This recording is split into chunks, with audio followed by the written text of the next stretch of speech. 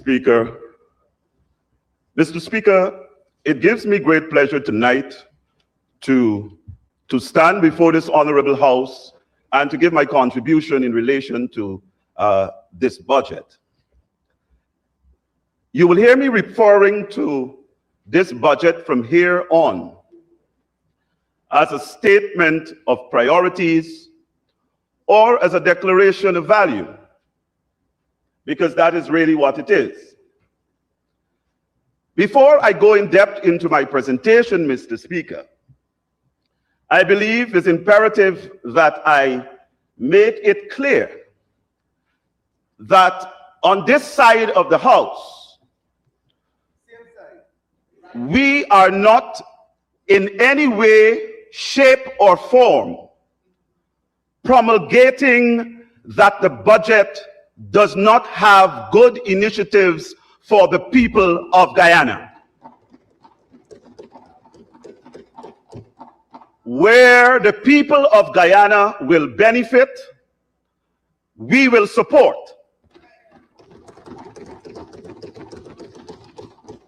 The clear contention that we want,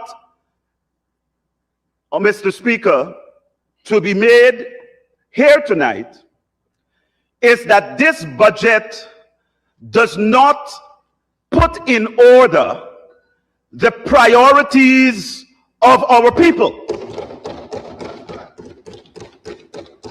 And so while there are good initiatives in this budget, the priorities of this government seems to be all over the place.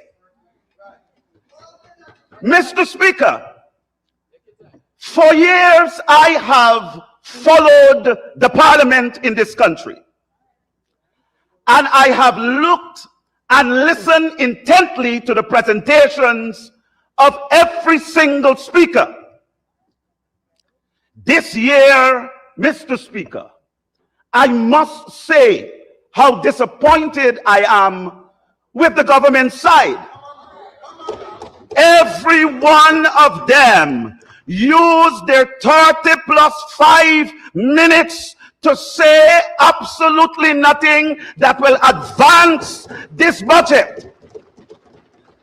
They made it appear, Mr. Speaker, as though we were in a political campaign. And I wish to put on record, Mr. Speaker, that a manifesto is not a national developmental plan for Guyana. And so when the honorable members on that side comes to this honorable House and make it appear as though the people of this country, and I want to make it very clear, when you talk about the people of this country, be reminded of the percentage of Guyanese who cast their votes for you. It is not a reflection of the people of Guyana. And therefore, Mr. Speaker, you cannot come to this honorable House, fail to consult with the wider community, fail to consult properly with civil society, fail to consult with the opposition, fail to consult with all entities, and present a budget and make it feel and appear as though it has national consultation. It does not. Mr. Speaker, it is important to highlight that this government from the onset should look down the line of ensuring there is a national developmental committee put in place, which is a reflection of all the entities and the different persons of interest in this country. Guyana belongs to all of us.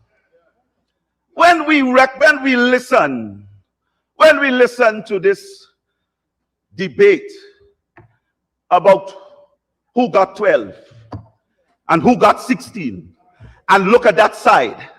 Listen.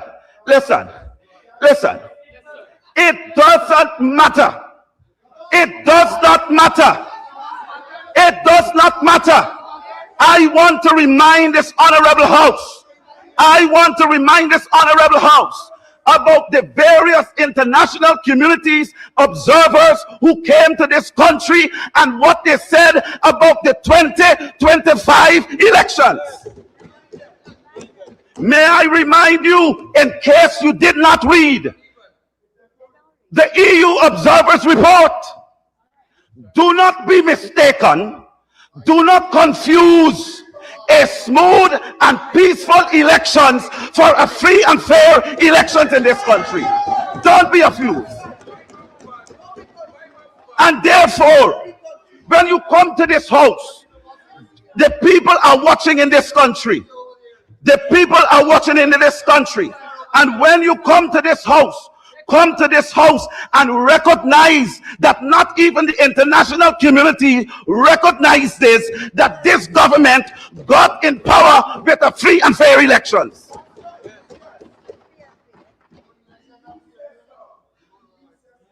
It is not my words, the Honorable Member Attorney General. Those are not my words. You take your fight to the European observers. Don't bring it to me. But I am saying, Mr. Speaker, and I wish to highlight a few important things. And there's a reason. There is a reason I want to highlight.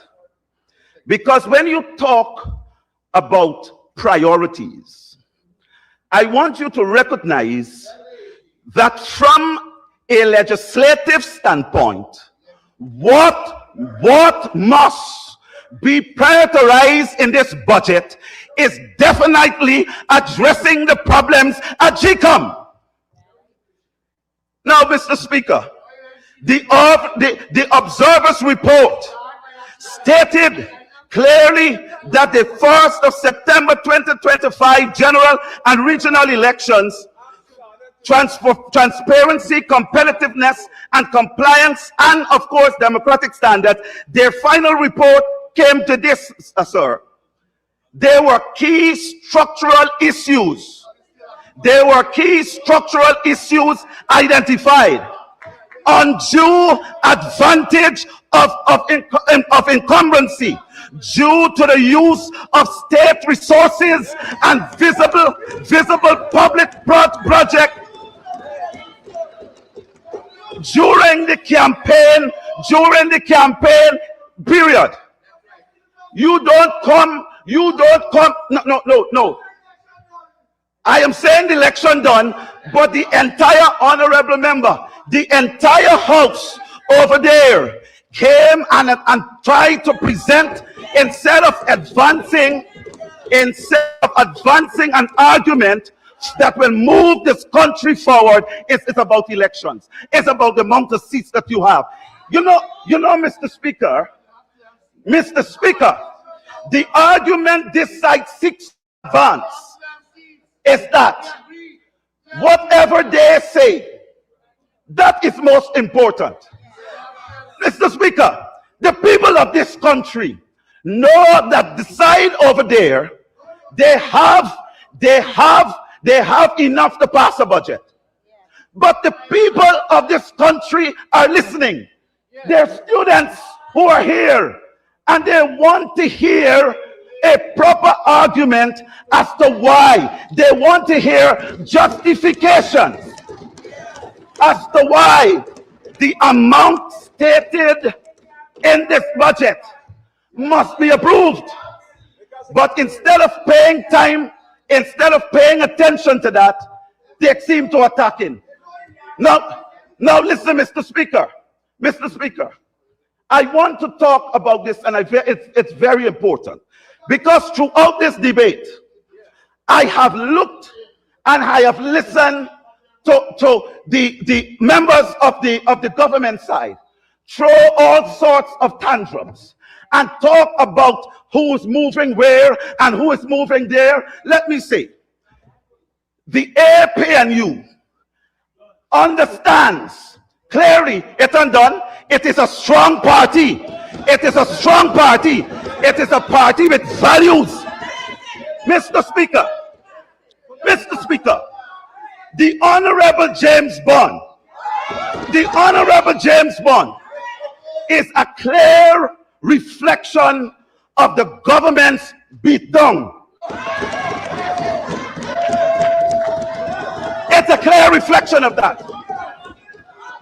They beat James Bond down, the honorable member, until he subjected.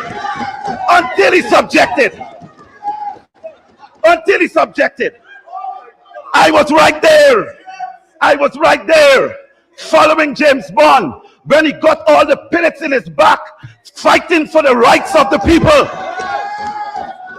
I was right there at his bar on the East Coast when the honorable member couldn't even open that bar properly. Every minute, the police running, they're locking him up. James Bond always at the station. You know, James Bond don't go to the station no more. Why? You must say to these people, you must say to the Guyanese people that your choice, honorable member, was an economic choice. And it was your honorable member. Don't, Mr. Speaker, it is the honorable member's right to make that choice. But even though where he makes that choice, do not look over on this side with disdain as though the people over here are not fighting for a cause. The PNC UPNU has a legacy, and that legacy has always been fighting for justice and the rights of our people in this country. Mr. Speaker,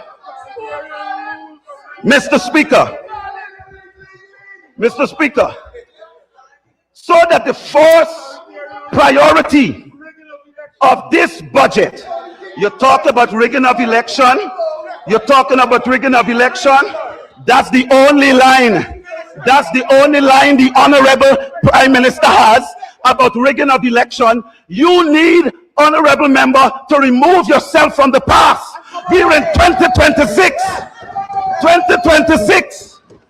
and therefore the budget must be a reflection of the government's will and the government's intention to ensure that there is electoral reforms in this country. Nothing in this budget for the use of biometrics. The government on that side, on many occasions when they sat on this side, they promulgated for the changes at GCOM. They promulgated for how we do elections in this country. When they don't want biometrics, they don't want clean voters list.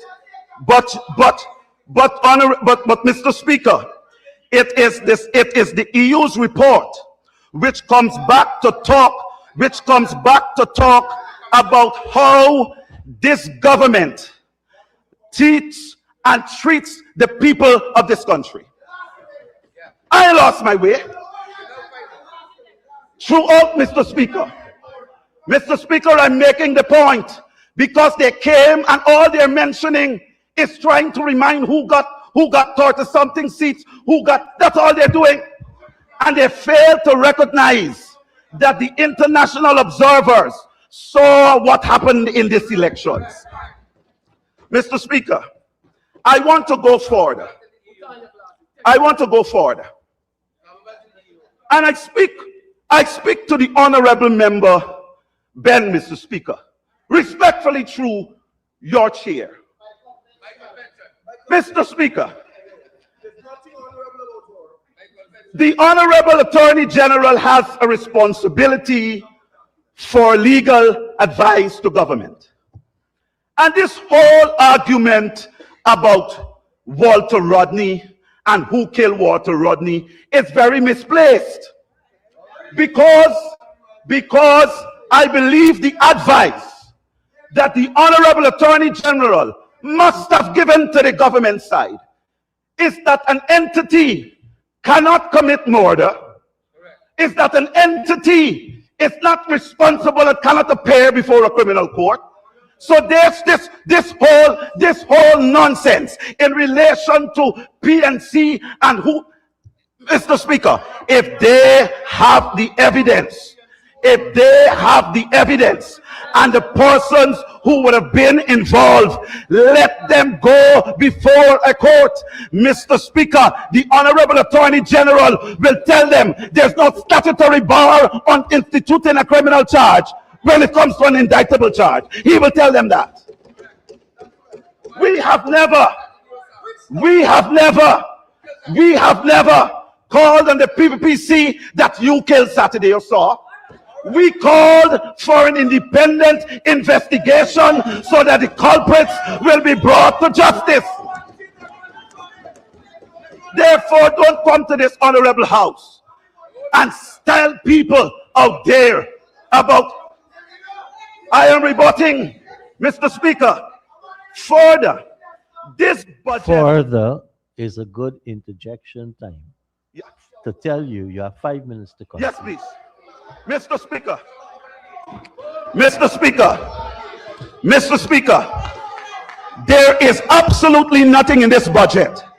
There is nothing in this budget which advances a legislative agenda. And when we talk about priority, I see the Honorable Attorney General smiling. When we talk about priority, the people of this country are more interested in ensuring that there are reform laws and that there are systems in place that will ensure justice for all. I bring to your attention, Mr. Speaker, I bring to your attention the matter of Adriana Young. I bring to it. What has the government learned about that matter? No, I know what they've learned. They have learned just from what the honorable member did last night. She presented a wood and asking the people on this side whether they want a wood. But Mr. Speaker, I have a gift. Mr. Speaker, I have a gift. I have a gift for them. I have a gift for them. This is what we bring. We call for justice. We call for justice. We call for reforming of the laws. This budget, this is what we bring. In case you don't remember her face, this is what we bring. We don't bring wood to insult people. We command your support. Mr. Speaker, there should be in this budget an entire reform of the criminal code, and especially as it pertains to investigation and the use of forensic science. Mr. Speaker, we have inherited from since the 1800s a Coroner's Act which is so outdated from the United Kingdom. The United Kingdom has moved past. They have moved to amendments way up to 2024. The entire Commonwealth Caribbean have moved past in relation, but Guyana stands still. They stand still. And they have moved past to ensure that the Coroner's Act ensure that there are use in relation to experts, persons who are identified to be on a national forensic authority body. Mr. Speaker, we advocate that this budget, in order that we see real change and justice for our people, will include changes in relation to those laws, so that we only building if you are going to build. If you are going to build, and mind you, we are not saying building is wrong, but we have to be concerned, and the priorities must be about the lives of our people. What about keeping them safe? Just yesterday, Mr. Speaker, we had a tragedy of 4 men. When I looked again as to how they handled that, it tells us in the Adriana Young's matter, in the Madia fire that killed 20 of our children, it shows that Guyana lacks the expertise forensically to investigate and to do these matters. Budget is silent on it. Budget is silent on it. It makes no provision for that. Mr. Speaker, in closing, I want to join with the call of the acting Chief Justice of the Judiciary, calling for full autonomy of the judiciary. It is time the government takes its feet off of the neck of the judiciary, because they're the ones who call the shot, because they're the ones that have to allocate and release in relation to spending. They try to intimidate. They try to speak. Look at what we have been faced in the media. Look at what we've been faced with in the media. The type of condemnation of our members of the bench. So while we are billing many other courts, we have to worry about the integrity of those judgments. We have to be worried about the ability of our members of the bench to act fairly and within the law, and without giving them full autonomy, Mr. Speaker, in which this budget does not make a priority. I do not see that will happen. Mr. Speaker, in closing, I wish to say to the honorable members, Mr. Speaker, through the convention, that this budget 2026, if you are going to be putting people first, you have to think about the human asset. That is more important. I know that James talked about building Dubais and making Guyana look like Dubais. We're not going to argue, but we want our people alive to enjoy that. And the only way they will be safe and alive is when we put them forth and we ensure that the systems and the legislations that are in place are reformed to ensure that they can benefit. I thank you, Mr. Speaker. Thank you very much, Honorable Member. Mr. Dexter Todd.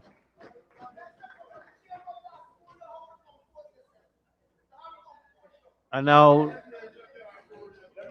for her contribution,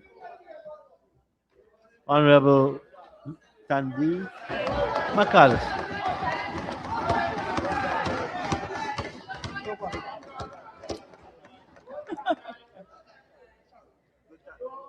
Mr. Speaker, I rise today with humility and resolve as a parliamentary secretary in this honorable house to contribute to the debate on Budget 2026.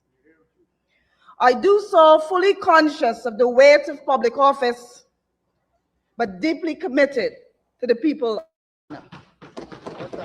Budget 2026, aptly themed Putting People First, is far more than a financial document.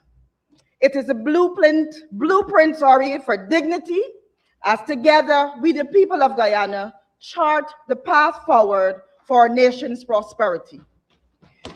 Mr. Speaker, it behooves me, therefore, to commend the Honorable Member, Dr. A.K. Singh, Senior Minister within the Office of the President with responsibility for finance, and his able team of committed professionals who have dedicated their time and effort toward the articulation of the vision of this administration to prioritize the interests of the Guyanese people in this budget 2026. It is unfortunate, Mr. Speaker, that there are members of the opposite bench of this august house who, despite receiving talking points for budget debate and guidance and estimate process, have chosen to demonstrate a wanton disregard for the people of this country. Mr. Speaker, when the Honorable Member Natasha Singh Lewis can stand in this house and declare that the NBS is an inconsequential financial institution, it becomes evident that adequate and affordable housing for the people of Guyana is not a priority for the members of the opposition.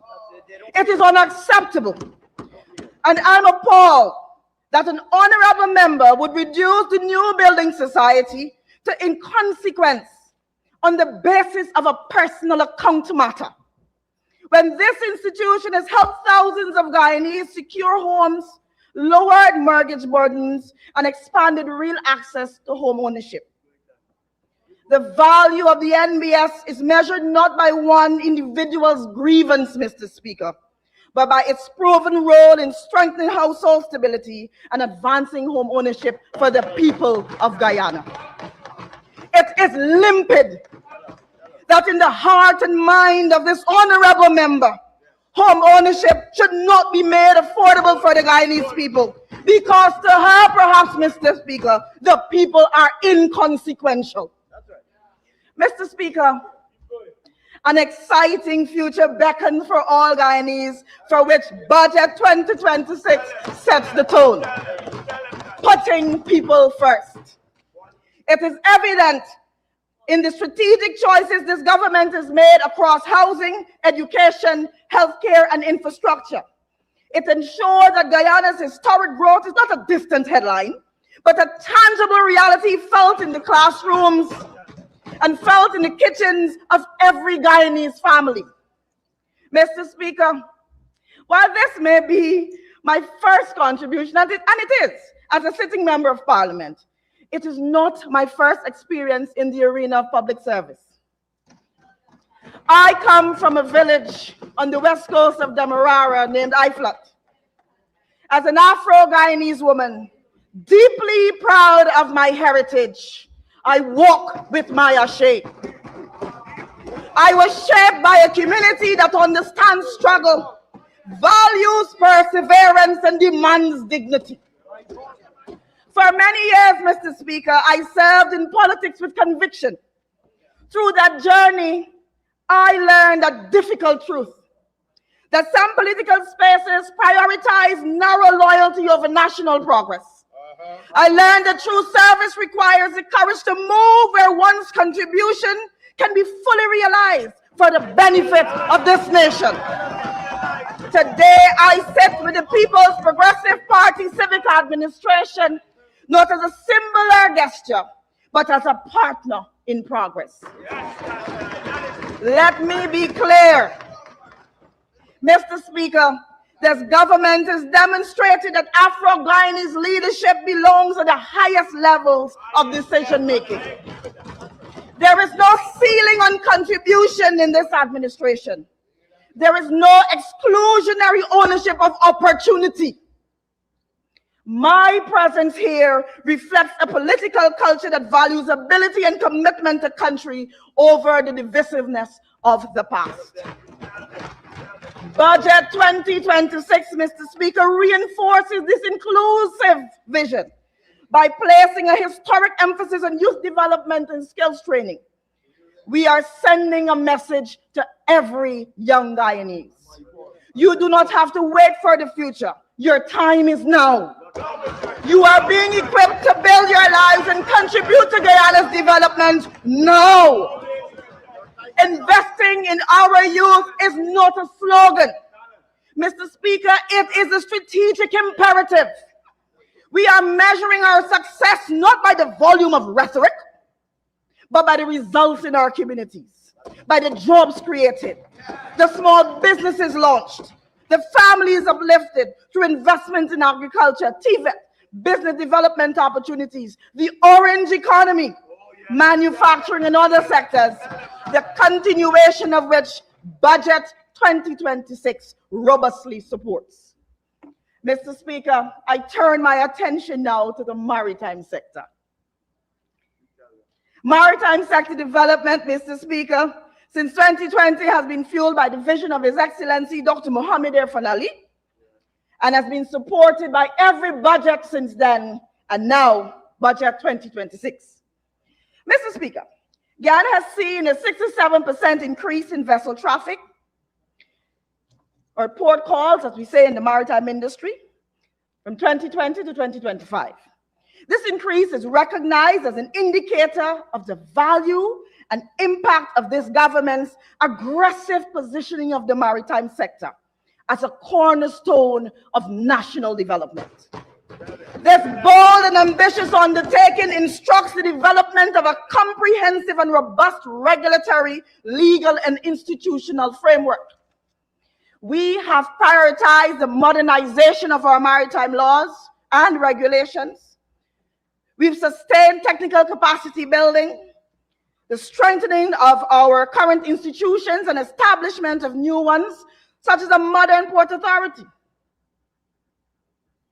that will bring the sector into right alignment with established global standards and best practices, embracing innovation and increased efficiency for safe, secure, and sustainable shipping.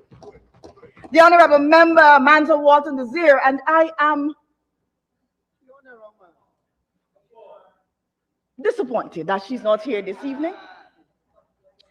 But she clamored, Mr. Speaker, for a modern port authority, which she claims is not provided for in this budget. Perhaps, Mr. Speaker, what the honorable member is calling for is a promulgation of an instrument drafted in December 2017. I understand that she might have had some input, which purports to be the Port Authority Act of Guyana, which, when examined upon my return from the International Maritime Law Institute in Malta in 2018.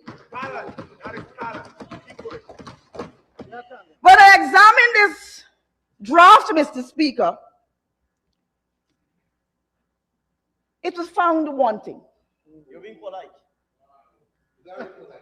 I examined it against our national maritime landscape and, of course, the international standards and recommended practices, which were fresh in my mind. This draft is woefully inadequate. Mr. Speaker, if I may read just the long title for this Honorable House. This is the Guyana Ports Act. The long title reads, Mr. Speaker,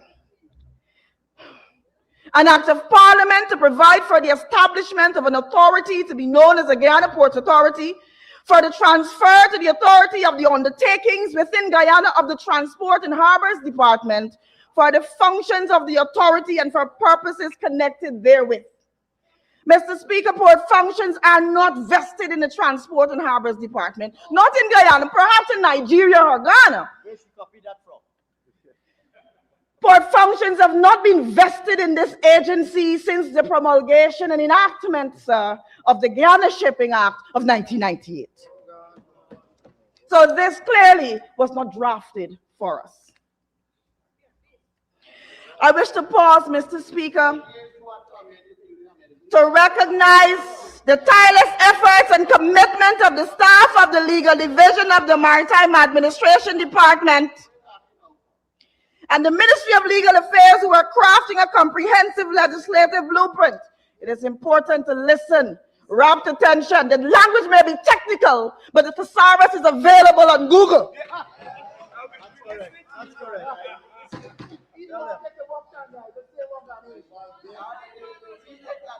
Commitment of the Legal Division of the Maritime Administration Department, Mr. Speaker, and the Ministry of Legal Affairs, who are crafting a comprehensive legislative blueprint, including a modern Port Authority Act that will reflect acceptable global standards of operation, oversight, and regulation. A blueprint that will guide the maritime sector for decades to come. Mr. Speaker, this is no easy undertaking, but we have acquired the requisite technical capabilities to get it done and get it done right. This is not a mere exercise in cut and paste. It is a systematic procedure that is designed to transform complex obligations enshrined in the Maritime Pillar Conventions in its scope and to which Guyana is a party. These must be transformed into clear and consistent national laws. This is in stark contrast, Mr. Speaker, to what obtained between 2015 to 2020. You will listen now. What pervaded, sir, was an attitude of contempt for the sector, evidenced by the failure to align the MARAD to effectively function in its role as a principal regulator of maritime activities. Wasn't confined to And a refusal to configure an administrative infrastructure that contemplated the network of public sector agencies and private sector stakeholders with individual and shared responsibilities for various segments, directly and indirectly relative to the conduct of Maritime Affairs. I was also there in 2020 running the Region 3 campaign, gaining 25% increase in votes, a seat you occupied, Honorable Member, that you failed to retain at the last elections. That is why you are there amongst the 12, and you keep wondering every time you look at each other, is it me, Jesus? Is it me, Jesus? But Judas shall be revealed. Further, Mr. Speaker, even after adequate notification from the International Maritime Organization that mandatory audit amendments to the IMO treaty would enter into force in January 1, 2016, and that Guyana would be subject to this audit scheme in 2018, the AP and new AFC government clearly callous in their administration of the sector, as with everything else, failed to implement the requirements for verification of compliance. Hence, during the conduct of the audit from February 10 to 19, 2018, Guyana recorded 19 findings. 19 strikes, Mr. Speaker. Principally, the audit found that although the state lacked the requisite technical and legal personnel for the effective implementation of maritime conventions, there was no utilization, absolutely no utilization of available external options for the facilitation of the process. Mr. Speaker, the auditors also found that Maritime Affairs were not at the time, listen to this, Mr. Speaker, Maritime Affairs were not prioritized at the national strategic planning level. Further, there was a use and a reliance on an archaic management system, and there was a lack of a policy relative to retention of maritime information. I'm not surprised. Perhaps the Honorable Member David Hines, Dr. David Hines, and myself might have the only two visible copies of A Destiny to Mold, because record keeping is not their forte.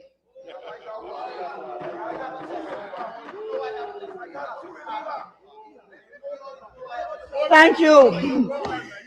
Mr. Speaker, the audit also found that as a result of a lack of relevant technical capacity, especially the absence of adequately trained maritime legislation drafters, the administration had not developed the relevant policies and guidelines to aid the implementation or enforcement of IMO instruments to which this state, the state of Guyana, is party. Consequently, the implementation mechanism to enable the effective discharge of the administration's responsibilities and obligations was incomplete. Mr. Speaker, let me tell you what the audit also found. There was no effective mechanism as stipulated by the international organizations, the IMO, the IHO, and the WMO, to ensure that messages related to the safety of navigation were made readily available. Mr. Speaker, we come to 2020. From the onset of his first term as president, His Excellency Dr. Irfan Ali has prioritized the transformation and modernization of the maritime sector. Thereupon, for the enhancement of navigational safety and efficiency for maritime, we have embarked on an aggressive program to construct over 30 navigation markers along the Essequibo River and key navigational aids in the Demerara River, and you will catch feelings to Irfan, and he not catch feelings to himself. Since 2020, we have acquired 3 new pilot boats, Arapaima, Hayama, Hayakwa, that represent more than an upgrade in speed and efficiency. And they herald a new standard in maritime safety and service. much unlike the second-hand David P. acquired in 2018. The one time I had a voice and I said, do not buy that vessel. They said, Mr. Speaker, go back into your back office. And they misrepresented to us that this was a new vessel. And the David P. Honorable Member, the David P. Pen. In conclusion, Pen. The David P. was not fully operational due to mechanical issues. We fixed it because we did not want for taxpayers' dollars to be wasted. Honorable member, you have 5 minutes to Thank you, Mr. Speaker. conclude. These newly built vessels are part of the government's plan. These newly built vessels, Mr. Speaker, are part of the government's plans to modernize MARAD's fleet, which will soon be expanded to include a modern hydrographic survey vessel and a specialized vessel designed to maintain, deploy, and replace navigational buoys and beacons. Mr. Speaker, we are building and will soon operationalize in order to fulfill our responsibilities under the National Search and Rescue Plan, a Maritime Rescue Coordination Center in 2026. We not only boast of marine asset acquisition, we have improved technical and administrative capacities within MARAD, appointed a registrar of ships and a registrar of seafarers in compliance with the Shipping Act of '98, both of whom are World Maritime University trained. Our hydrographic unit, we have improved the quality of staff by training them, not replacing them, in applied and exploration geology, marine cartography, and category B hydrographic surveying. We have a port administrator, a marine environment compliance officer, a port engineer, all trained at the World Maritime University. And we have within our arsenal lawyers trained to transform maritime conventions into national laws, all trained by Emily Malta. Mr. Speaker, we have assigned, in fact, we have designated a representative, a prominent rep to the IMO, and we have several focal points from various technical areas across the sector. And we will continue to build our maritime capacity and infrastructure so that when we have that follow-up audit, Mr. Speaker, we will register 19 stars. Mr. Speaker, let me also tell you, all of our investments have not gone unnoticed. The Caribbean has recognized, the IMO has recognized Guyana as a critical maritime state. And this year, we will host for the first time 2 major regional maritime conferences, the 31st meeting of the Caribbean Port State Control Conference and the 5th regional meeting of the heads and directors of maritime agencies. Mr. Speaker, I wish to conclude. Guyana's prosperity must be as resilient as its people. This budget manages our resources with a steady hand, ensuring our growth is shared fairly and protected against global uncertainty, the LCDS. To the youth of Guyana, I now speak to you directly. Your potential is our greatest national asset. This government has chosen to invest in you deliberately. And to the people of Guyana, my people, representation matters most when it leads to results. When we create space for diverse voices, our one Guyana becomes an unbreakable reality. I am proud, Mr. Speaker, to serve in a government focused on national unity and responsible leadership. If I may paraphrase, Mr. Speaker, the wise words of Kirk Roden, popularly known as Da Vinci, on behalf of the Guyanese people, who this government will continue to prioritize, and say to the honorable members on the opposite side of this house, who boldly and vociferously stand against this government, determination and efforts to put people first. You are go vex, you know we bless. You see the success. You see the shirt, you see the pants, but we not done press. Mr. Speaker, I commend Budget 2026 to this honorable house. I thank you.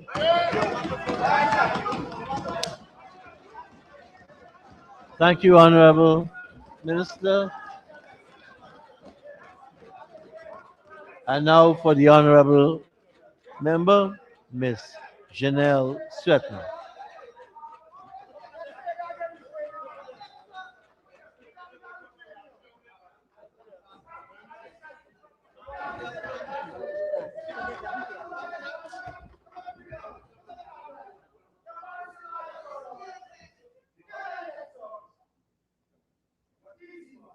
Good evening, fellow members of Parliament. Mr. Speaker, Mr. Clerk, a blessed good evening to the people of Guyana.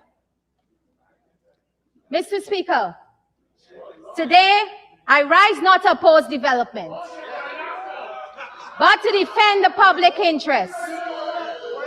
Mr. Speaker, I rise for the next generation and the people of Guyana. Mr. Speaker, this side of the House is not against a prosperous and developed Guyana. We are here to ensure that the 2026 budget will indeed be a people-centered one. Mr. Speaker, I rise not to attack infrastructure, but to interrogate how it's built, who benefits from it, and who pays the price when it fails. And Mr. Speaker, before this honorable House approves another dollar for the Public Works program in 2026, we must confront an uncomfortable but unavoidable truth. Mr. Speaker, let us get ready. That side of the House may go in an uproar. Mr. Speaker, the Public Works program in 2025 failed the governance test. Mr. Speaker, the 2025 budget estimates for current and revenue expenditures, Volume 1, pages 504 to 506, details of capital expenditure. It shows the humongous sums of monies budgeted and expended for the Ministry of Public Works. Mr. Speaker, the Public Works program failed, not because Guyana lacks money, not because Guyana lacks contractors, neither not because Guyana lacks engineers, but because Guyana lacks discipline, accountability, and consequences in the execution of public works. Mr. Speaker, the administration has come to this House boasting of unprecedented allocations, billions upon billions, for roads, bridges, drainage, sea defenses, and infrastructural development. We are told that in a new era of development, that we are living in this new era of development, we are told to be grateful. We are told to trust. But the people of Guyana, Mr. Speaker, we are not impressed by spreadsheets or headline figures or promises. They're asking far more basic questions and far more serious questions. And I am happy that today it rained in Guyana, because I could not have made my presentation more elementary than that. Because as we walk through the cities and as we walk through different parts of Guyana today that had rainfall, my speech is evident. Let those who have eyes see. Let those who have ears hear what I'm saying. The evidence is there.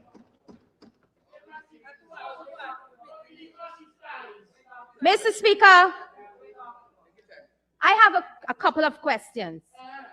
And to be quite honest, Mr. Speaker, I could have done this in a nice 15 minutes meeting with the Honorable Minister of Public Works and Minister within the Ministry of Public Works. But I've prepared 10 pages here to make this as elementary and as vivid and to fulfill my task in this Honorable House. The questions I'm about to ask. And all Guyanese are asking this question, Mr. Speaker. Why are newly built roads already breaking apart? I'm elementary as possible I can get. Why does flooding persist after expensive drainage works have already been completed? Why do projects stall after payments are made? And why, Mr. Speaker, does no one seem to be held accountable? Mr. Speaker, this is not a budget about ambition. This is a debate about discipline. Yes.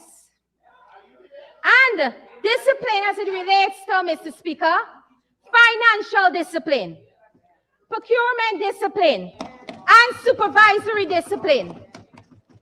Mr. Speaker, these have all been missing from the Ministry of Public Works. And a couple of good conversations with the Honorable Member can put things in place. And I'm looking forward to doing that over the next 5 years.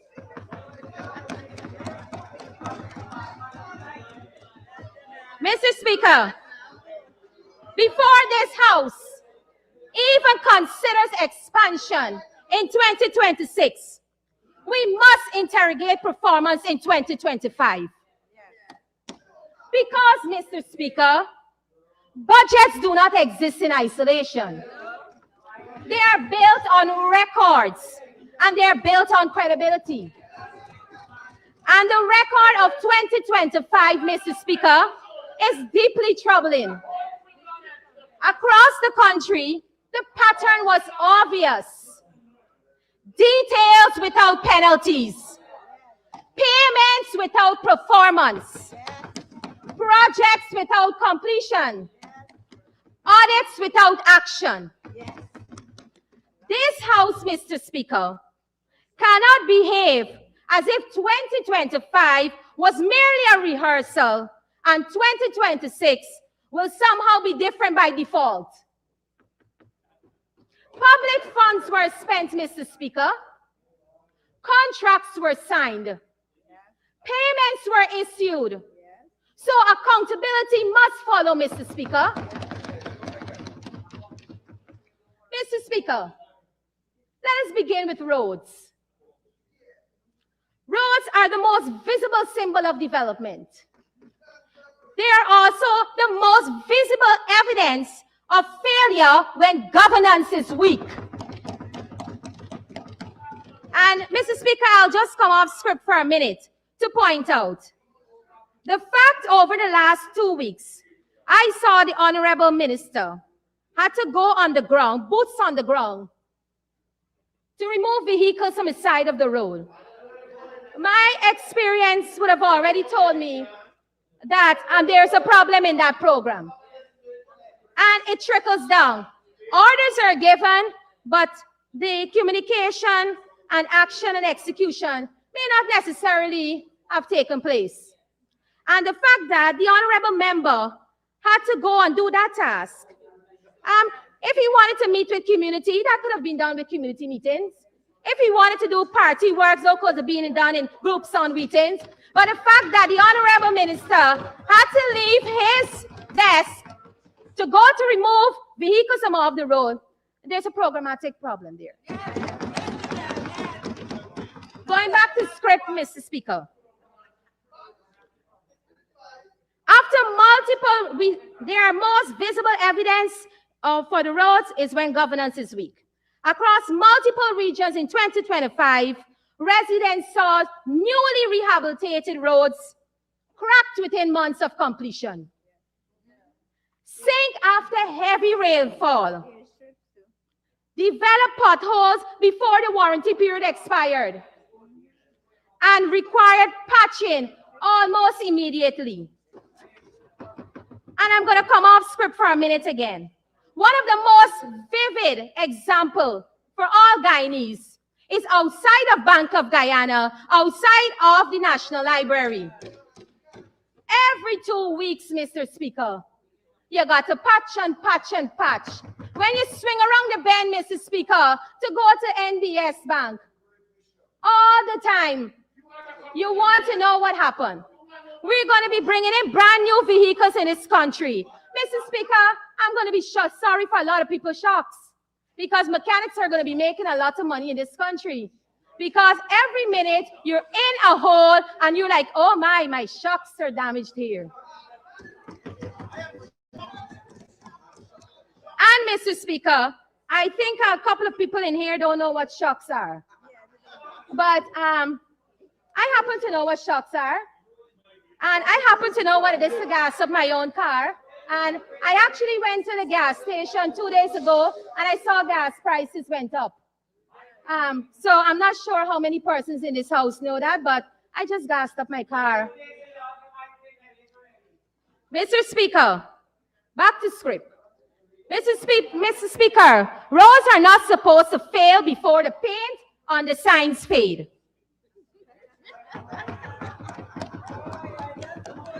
So I ask this administration directly, Mr. Speaker, were proper compaction standards enforced? Were materials independently tested? Were engineering specifications adhered to?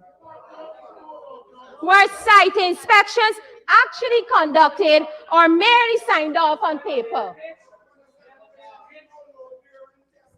Because, Mr. Speaker, roads do not fail this quickly. Unless someone, Mr. Speaker, failed to do their job. They failed because standards, Mr. Speaker, were compromised. And a couple of things resulted as a result of that. Either contractors would have cut corners, supervision was negligent, payments were approved without verification, or all three. And Mr. Speaker, every one of these failures I've listed is a governance failure. And Mr. Speaker, coming off script again for a minute, I was very disappointed, not from things that emanated from the House, but the fact that Mr. and our Honorable Speaker, Mr. Honorable Member, Mr. Edgil, you see, I actually wanted to bring some crackers out for you guys, but I forgot, so I wanted to get back to my script. Yes, Mr. Speaker, because roads do not fail this quickly unless someone failed their job. Mr. Speaker, let us turn to drainage. Guyana is a low-lying country. Drainage is not optional. Drainage is empirical. Yet in 2025, after billions were spent on drainage and flood mitigation works, flooding persisted across communities. Residents saw, Mr. Speaker, clearly trends cleared but never connected to functional outfalls. Canals excavated but left unmaintained. Pump stations delayed beyond the rainy season. And works completed on paper but ineffective in practice. So I ask this House, Mr. Speaker, what exactly were we paying for? Who certified these works as effective? And why were payments made when outcomes were not achieved? Mr. Speaker, a drainage project that does not reduce flooding is not merely incomplete. It is a failure. And failure must have consequences. Mr. Speaker, the most evident feature of failure within the 2025 Public Works Program were the number of stalled or projects with extension. Mr. Speaker, across regions, members of this House would have seen a couple of things. Construction sites fenced off, equipment removed long before completion, signs still standing months later, and absolutely no progress. Yet, Mr. Speaker, advance payments had already been issued. The most glaring example, Mr. Speaker, remains the Bellevue Pump Station project.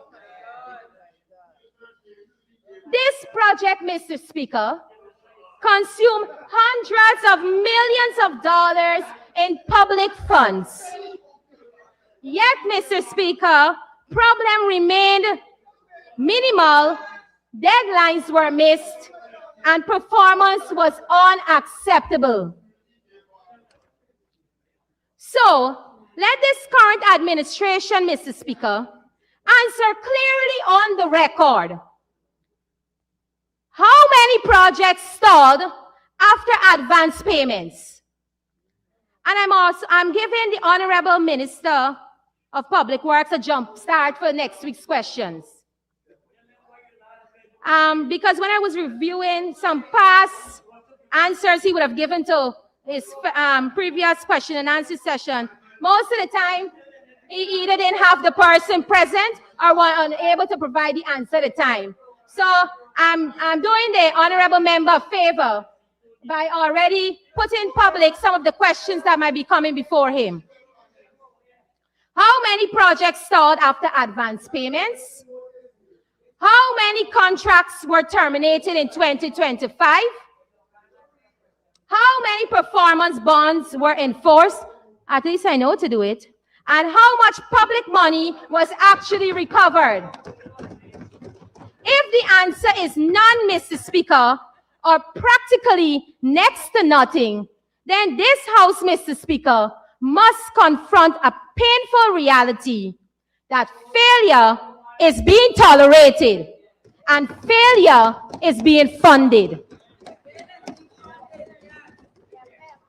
Mr. Speaker, what we saw in 2025 was repetition without reform. Procurement is supposed to reward competence, but we saw failures followed by new opportunities. Mr. Speaker, the same contractors appeared again and again. The same companies were awarded contracts after poor delivery. So I ask, Mr. Speaker, who is approving these repeated failures? Where is the contractor performance database? And why is performance history not a decisive factor in procurement decisions? Mr. Speaker, a procurement system that does not punish failure approves it.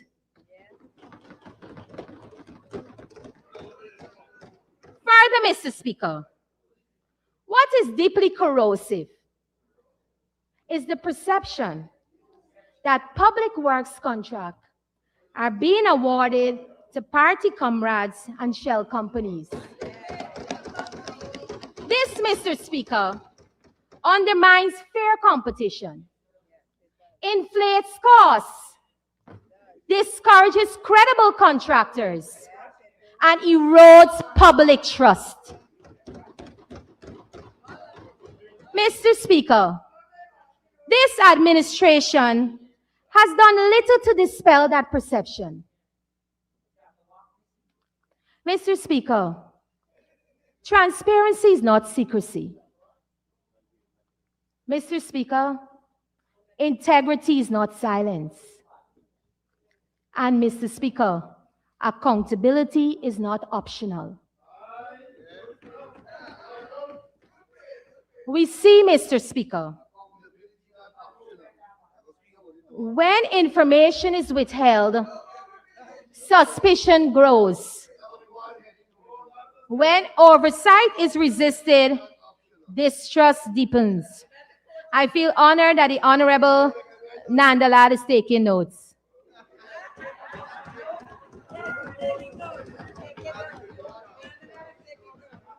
I feel honored, sir. Thank you. Mr. Speaker, year after year, the same concerns are raised by the Auditor General. Overpayments, weak documentation, inadequate supervision, and breaches of procurement procedures. And Mr. Speaker, we see year after year, those findings are tabled, debated, and then ignored. So, Mr. Speaker, this side of the House asks, which audit recommendations were implemented in 2025? Which officials were disciplined? Which systems were corrected? Because, Mr. Speaker, when warnings are repeated and ignored, this is no longer a capacity issue. It is a willful disregard for accountability.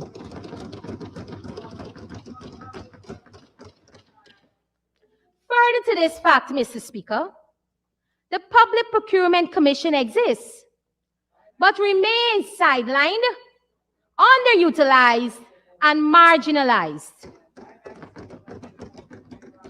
Mr. Speaker, this House is asked to approve billions in 2026 for public works and infrastructural development, while being denied timely and detailed performance data.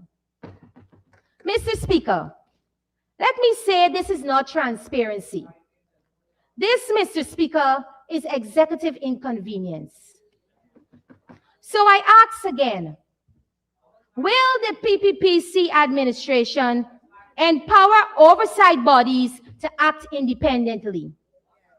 Or will they remain decorative institutions while public funds flow unchecked? Mr. Speaker, before this 2026 budget is approved, this administration must answer the following questions. Why do contractors who fail continue to receive new contracts? How many 2025 projects were paid for without delivery? How many public funds have been recovered from stalled works? And what penalties, Mr. Speaker, will apply to officials who certify substandard work? Mr. Speaker, these are not mere opposition questions. These are governance questions. Mr. Speaker, substandard public works are not abstract failures. Mr. Speaker, they translate into flooded homes, unsafe roads, delayed economic activity, loss of livelihoods, and most of all, Mr. Speaker, citizens who lose faith in the state. Mr. Speaker, every wasted dollar is a dollar taken from education, from healthcare, from human services and social security, and national development. Mr. Speaker, for every input, we must have a matching successful output. And Mr. Speaker, those on the other side of the House, I noticed that they haven't been challenging me. And I want to thank the Honorable lovely Priyamani Chan. Many of them were not in the House. And, you know, it's not good to toot your own horn, but I thank the Minister for recognizing my service within her ministry.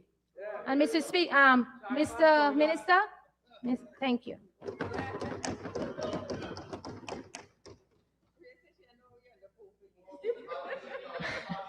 Mr. Speaker, Guyana's revenues are expanding rapidly according to the presenter of this 2026 budget. The Honorable Minister Ashley Singh presented this budget. This budget, with its expanding revenues, doesn't make governance important. It makes it not less. Governance is important.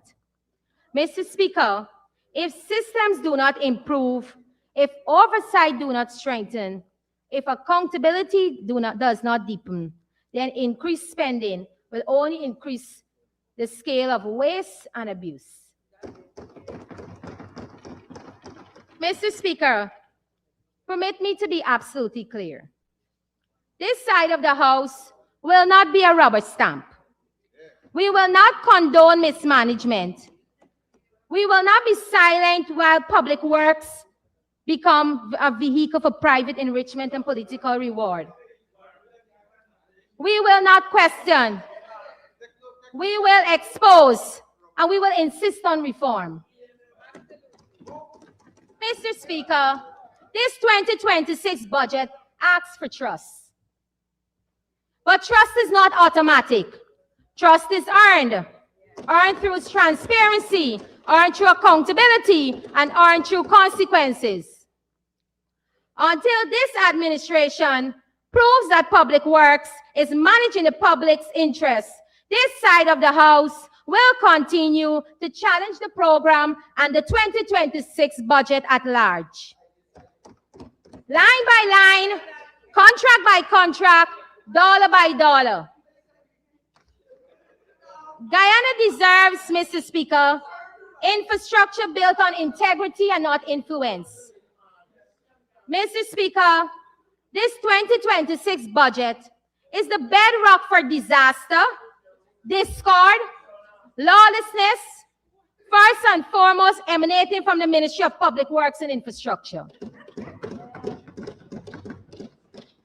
Our economic program and policies, Mr. Speaker, must be geared to lift people out of poverty, not to enrich the self-minted untouchables in Guyana, as coined in one social media page. In closing, Mr. Speaker, this 2026 budget serves the privileged and small percentage of the population, not the working people of Guyana. Mr. Speaker, we aim for a better Guyana. I thank you. Thank you very much, Honorable Member, Ms. Janelle Swetnam.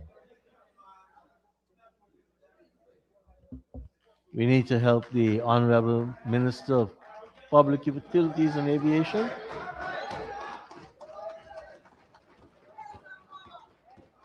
The Honorable Deodat Indar, Minister of Public Utilities and Aviation.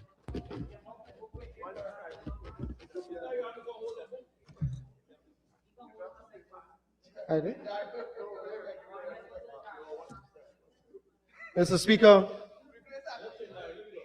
tonight I stand as a proud young man. I'm still young, however, a little gray hair. I stand as a proud young man to be given this opportunity to be the first Minister of Public Utilities and Aviation for Guyana. And before I start picking fight, and I intend to pick fight, I want to thank my team from the Ministry of Public Utilities and all of the agencies in aviation, the entire sector. I know there are some from the private sector here, from the Private Sector Commission, from the Aircraft Owners Association. Some of the members are here. I also know that there are about 8 or 9 women from Region 2, Region 5, who are employed with the solar projects that we have built in the past couple of months. Well, Mr. Speaker, I want to first blame the PNC couple for that presentation. They're the reasons why we gotta listen to that. Ganesh, Honorable Member, Jurita Finance, and Mr. The man who just get up. What's the name again? Sheriff Duncan.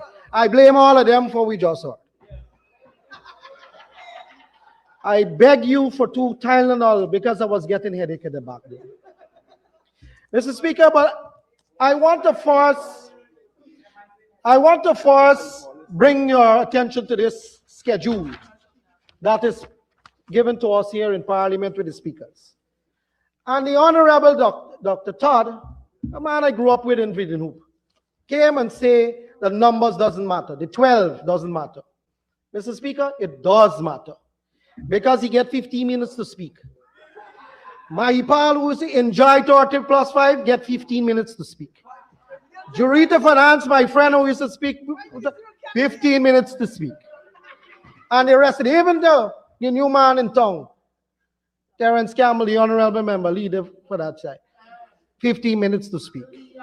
Then, Mr. Speaker, the numbers matter because they ain't got no chief whip. Mr. Speaker, the numbers matter because I don't know which committee they're sitting on. You see, they don't get it rolled up already. It matters. It matters, and the youngling who came and gave his first maiden speech should have known that it matters. It matters. So, I'll come back to this document just now. But, Mr. Speaker, I wanted to bring that to the attention. The other thing, Mr. Speaker, I want to bring this document. I lay it over. This is GCOM's election declaration for the final results. Yes. Mr. Speaker, I want to put this on record. The People's Progressive Party Civic got 242,497 votes, the largest vote accumulation in the history of democratic elections in Guyana. The next party that came after that got 109,075 votes, a far cry. So when Mr. Todd comes to this house and says that it wasn't free and fair, oh, this man, like, you don't check simple numbers, man. The margin is unassailable. It is unassailable. You can't, man, which tomb you broke out? Go back in the tomb you broke out. Mr. Speaker, this document here is GCOM's final document, and it shows an unassailable lead. I'll come back to it just now when I get to Mr. Amanza Desir, who never seems to be around when she speaks. But let me start with Sheriff Duncan, guy. These people, Mr. Speaker, there's a term. I'm going to come back to he then just now. Who is in the house? Vishnu Pandey. I'm going to pick a fight with him before I go into my things. Miss Honorable Vishnu Pandey, a young man, 71 years old, I think, who came into this house and talked about agriculture. And the Honorable Zulfi Mustafa defended, and I think that the Minister Vikash did excellent. But I have a simple picture, and I want to demonstrate something. This is a picture of my garden, Mr. Speaker. No, it's in my garden. There's some baji and some balanja and some other things. This is my garden. My daughter took it out to send it to me. A 76-year-old gardener that I have employed, nice man, he normally plants this and it grows and it bears. And I saw this thing.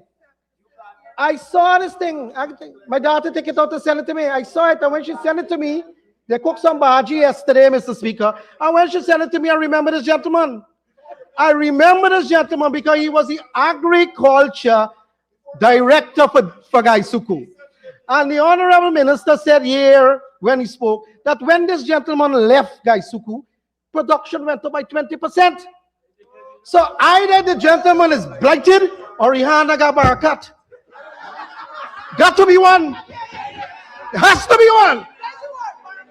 Barakat. Mr. Speaker, I'm gonna now turn to Amanza Walton Desir, who spoke and went away. But I want to deal with her specifically. And I come back to this document. Where is it? Our votes for FGM is 4,332 as a vote.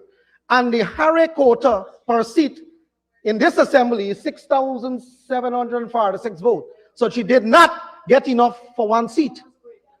The honorable member came and spoke here yesterday and behaved like she's the paragon of virtue. But I will tell you, as the paragon of virtue, but I will tell you, let me tell you, and I'm going to deal with our matters. Mr. Speaker, this is a news article that I have. I'm going to lay it over to. She was dismissed from the Civil Aviation Authority. Mr. Speaker, in 2020 March, when we had the problems with the election, Ms. Desir did not show up to work for 5 long months during the interregnum. I call it an interregnum because we were moving, transitioning in government. She did not show up to work and was paid. Mr. Speaker, from March to July, so why do the rest of the people show up to work? She was a leech on the state and she was dismissed for it. This is it. And her personal file proved that. And she comes and speak here like if she is, as I said, the paragon of virtue, some intellectual tower on aviation. I'll get back to her later in my speech.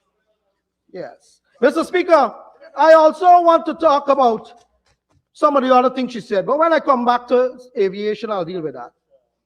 Mr. Speaker, I hear the heckling of my friend, Terence Campbell, and I hear the speeches of the PNC. I'll come to this group one just now. I heard it from Mahipal. I heard it from the all honorable people by parliamentary convention, Mahipal and Vince Roy Jordan. And they spoke about 58% of Guyanese in poverty, and they quote a report. Mr. They quote this report. Mr. Speaker, this report they quoted. I printed it because I intend to hand it over to you. Mr. Speaker, this report was published in November of 2024. And in the report, it had those numbers. What the report had in the back here, on this page, 41, is that the data was taken from 2016 to 2018. And I will hand it over to you. Mr. Speaker, I found Jesus Christ. I found Jesus Christ when I was 11 years old. I found Jesus Christ when I was 11 years. And in the Bible, it says that the poor will always be with you. If we expect Guyana not to have poor people, then you're calling God a liar. And I don't intend to call God a liar. But this report was taken from there. This is it. I highlighted it, and I will give you it just now. But I go back into the coffin where you call out of. Mr. Speaker, this report has information when the PNC and AFC was in government. Then COVID-19 kicked in from 2019 to 2020 and then 2021. Up to now, there are industries that can't recover from COVID. So the recovery for COVID took years in a step graduation process in various sectors across the globe. Everybody suffered this. This report says 200 million people is in poverty in 18 nations. 200 million. We are not an exception. But what we do with it, I'll come to it in the budget and show you what we are doing with dealing with the poor. By you give out the whole linen to Azruddin Mohammed. Shut your mouth. Mr. Speaker, I want to lay this down. I want to list a list of documents I want to hand over to you. May I do so, sir? Because I intend to do it. Two things, honorable member. You're going great, but the word you used before you said you're going. Which right? word I use? Secondly, I've already submitted a digital copy of the IDB report to the clerk Okay. 2 seconds ago, and you could send those. Well, let me And give it to you. anyone who wants to submit stuff, I would love to have them in digital form. I'll send it, but I printed it for you. So Yes, what do I do? please. Yes. It's already uploaded. No, this is a different report. I want to point these out to you and I will send them over. These are a list of agencies across this country. This is public statement. Nobody got to sign them. Public statements by agencies across this country that says, I'll go to you. The first one on the Private Sector Commission of Guyana issued a statement about this budget. Georgetown Chamber of Commerce and Industry, some of them here, over 1,000 companies in that agencies issued a positive statement on the budget. Guyana Jewelers Association, Small Miners Association, Guyana Football Federation, Guyana Boxing Association, Guyana Manufacturers and Services Association, Guyana Gold and Diamond Miners Association, Insurance Association of Guyana, Shipping Association of Guyana, Aviation Operators Association of Guyana, CIOG and MYO, Women's Chamber of Commerce and Industry of Guyana, Bobby's Chamber of Commerce and Development Association, Guyana Bodybuilding and Fitness Federation, and Tourism Authority Association. These are just some. And every single one of these institutions says that this budget did something for them. The only set of people that cost this budget is this bunch of sour grapes that we have in this house. This bunch of sour grapes that we have in this house. Sour grapes.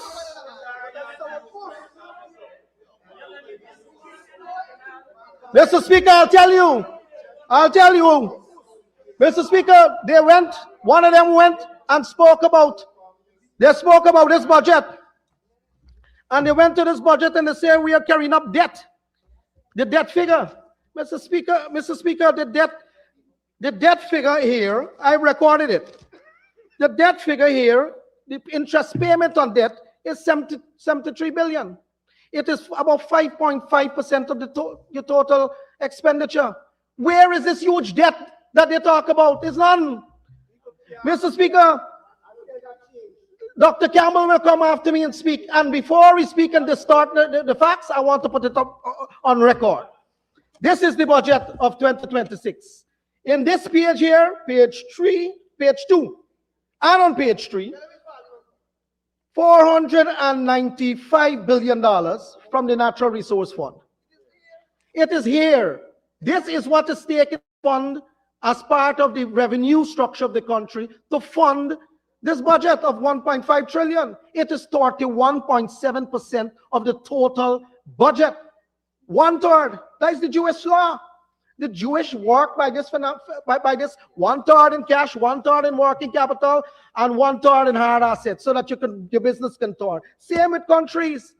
And then they say that we are abusing the fund. There's no abuse in the fund. Then they go and they quote that very document that I show you and talk about poverty. So you're damn if you do and you're damn if you don't spend. That is the philosophy. So they cost you on one hand and say you're spending the money, and then they cost you on the other hand and say the country have a lot of poor people.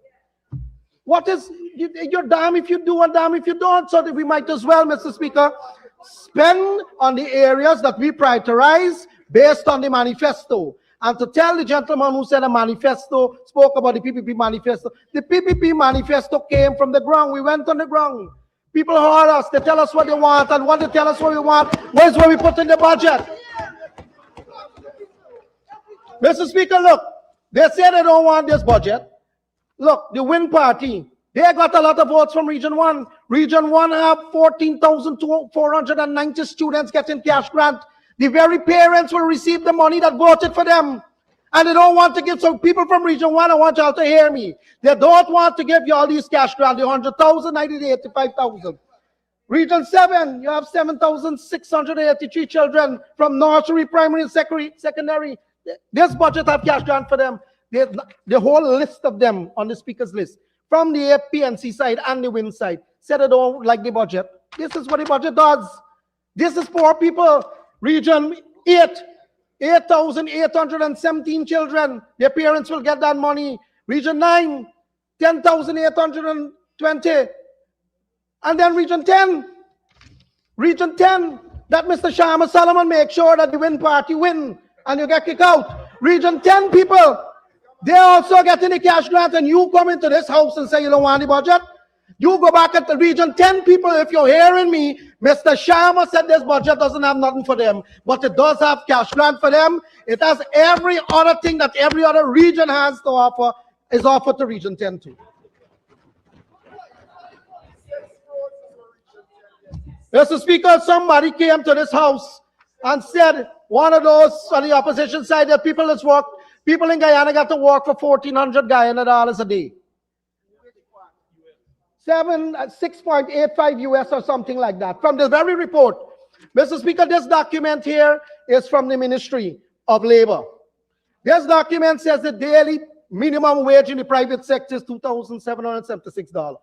Nobody, if they could find one person that actually works for $1,400, bring them to me, man. I can find a job for them. Anybody who find doing that, don't come to this house and mislead the country. The public sector minimum wage is about over $100,000. This is private sector one. The public sector one is even higher. So they come to this house and they mislead this house.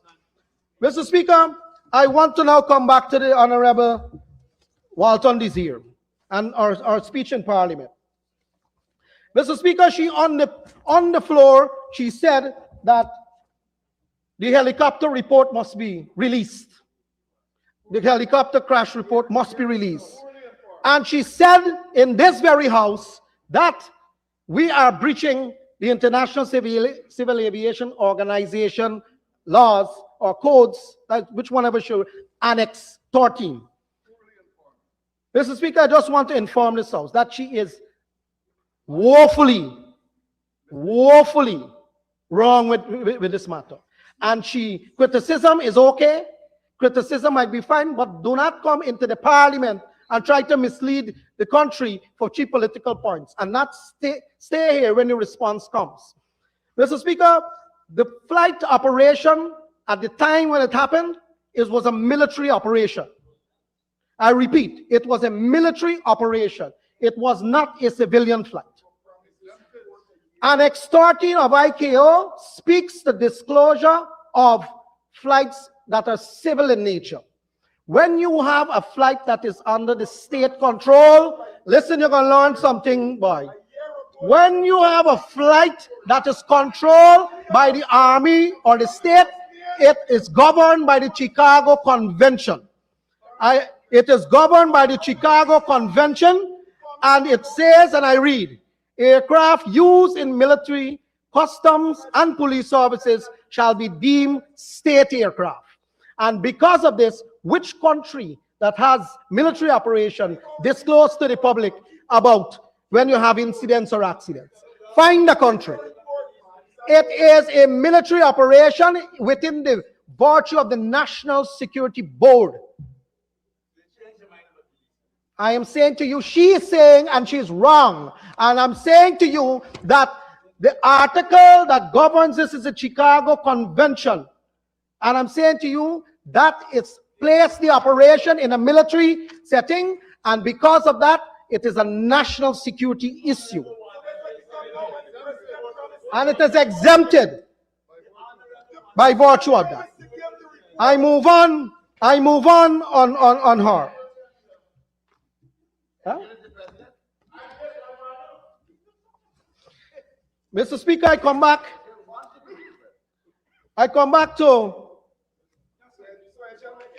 to the Honorable Sherrod Duncan in his remarks. He left, and that is their usual style. They left whenever they speak. But Mr. Speaker, he said that we take planes from Moruca to go to Cuivana. Mr. Speaker, I checked, and I checked, and I checked, because I remember driving on that road with Sarah, the Honorable Minister now, before she was a minister. We drove that road 30 kilometers, and we didn't see any airstrip at Cuivana. The airstrip in Cuivana was decommissioned since 2007, Honorable Cole. Since 2007, so when is it that anybody from this side of the house took a flight from Moruca to go to Cuivana and came to this Parliament a few days ago and said it? To mislead the public, there is no airstrip there. What is there? There was a digital tower. Digicel towers there, Mr. Speaker. So these gentlemen come into this house and mislead this country. Nobody here flies with that. Mr. Speaker, he spoke about the Perume airstrip and the folks in Wynn. They talk about it. Perume airstrip had its problem. I went there when I was appointed Minister of Aviation and we fixed it. And I went there and I opened it and I went there and I landed planes on it and it continued to have planes. And the Technomlands. Mr. Speaker, these people come to this house and it's because of this attitude. Mr. Speaker, I might be able to softly point out something to you, sir. I think that you do the APNU coalition a favor. No, a favor. Mr. Speaker, I think that if you didn't spread them out, all of that, all of them could have fit in the front bench here. They look plenty, but a little.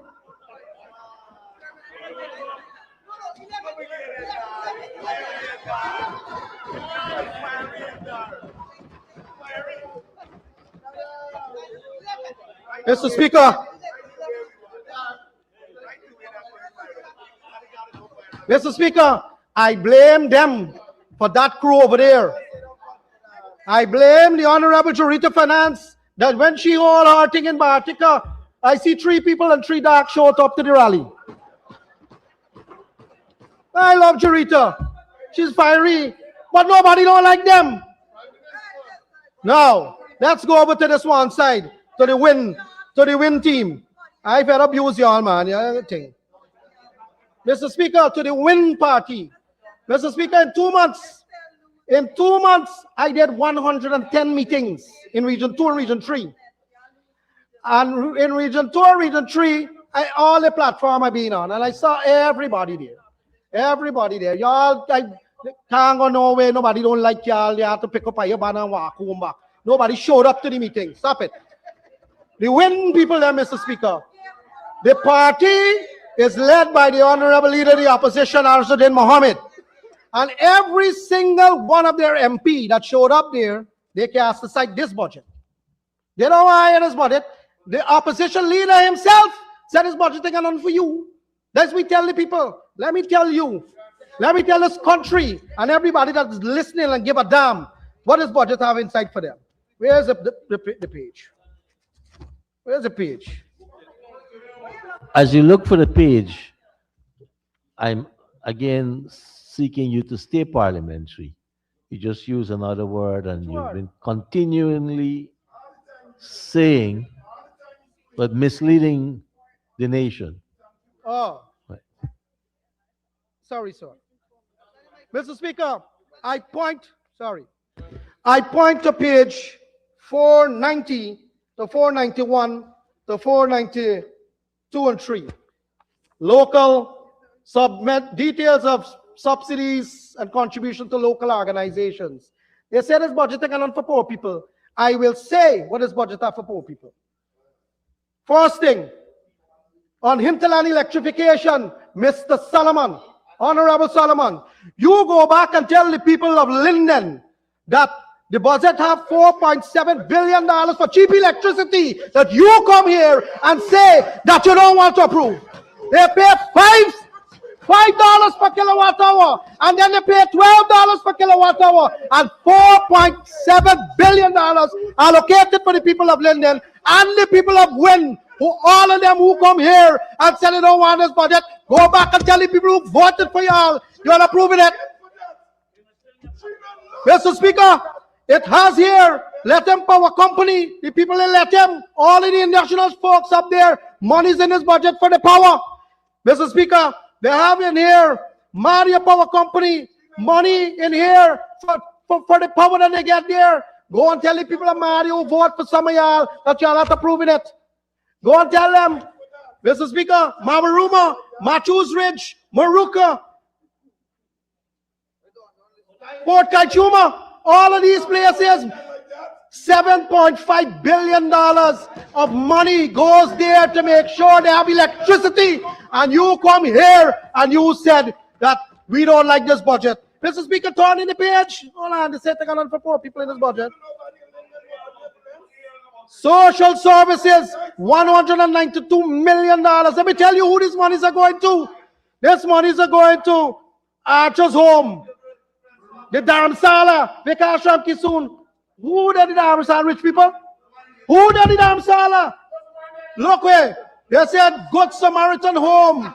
They said Guyana Society for the Blind. All of them have monies in this budget for them. They said legal aid, Linden legal aid, helping poor people in illegal services. They got the elderly, the National Commission of the Elderly, Red Thread. Who said to them? Women, Guyana Association of Professional Social Workers, child care. They got Sainiva Shelter for abused children. They got Canaan Home, Cornelia Ida Children's Home, Haruni Girls Home, Hope Children's Home, Joshua Orphanage, Rumville Children's Home, Save Our Kids, Shy Boys and all. Is that not poor people? I can continue on the next page on the youth, Boy Scouts, Girl Scouts, Girls Guide, Red Cross, young men in Christian Association, young women in Christian. These are poor people. These are poor people. This budget got things for everybody inside. You just come here to mislead. I will mislead again. You just come in here to tell things that are not truthful. Mr. Speaker, the young lady just now, I will not even respond to nothing that she said. All to say that she wasted 35 minutes that she could have used during the Committee of Supply and to interrogate the estimates. Those are questions for interrogation in the estimates. They are not debate. Mr. Speaker, those are just some of the things. Mr. Speaker. Yeah. Thank you, sir. Sir, Standing Order 41, the honorable member said that Red Thread has money. Oh, sorry, that one was zero. Red Thread has $0. That one was zero. That's the only thing you can find. I highlighted it. It just skipped my eye. Sit on back.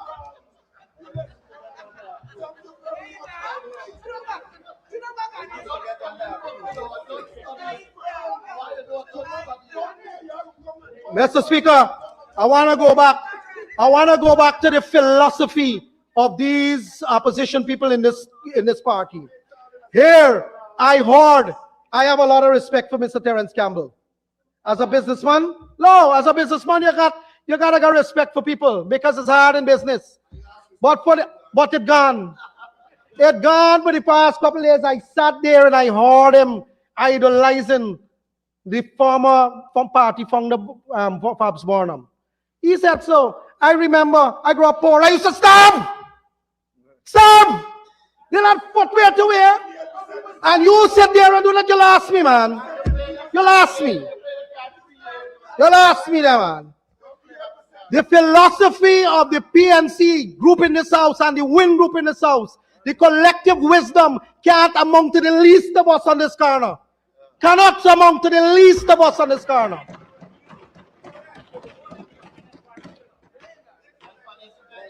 Mr. Speaker, I say to you that this country is on a trajectory.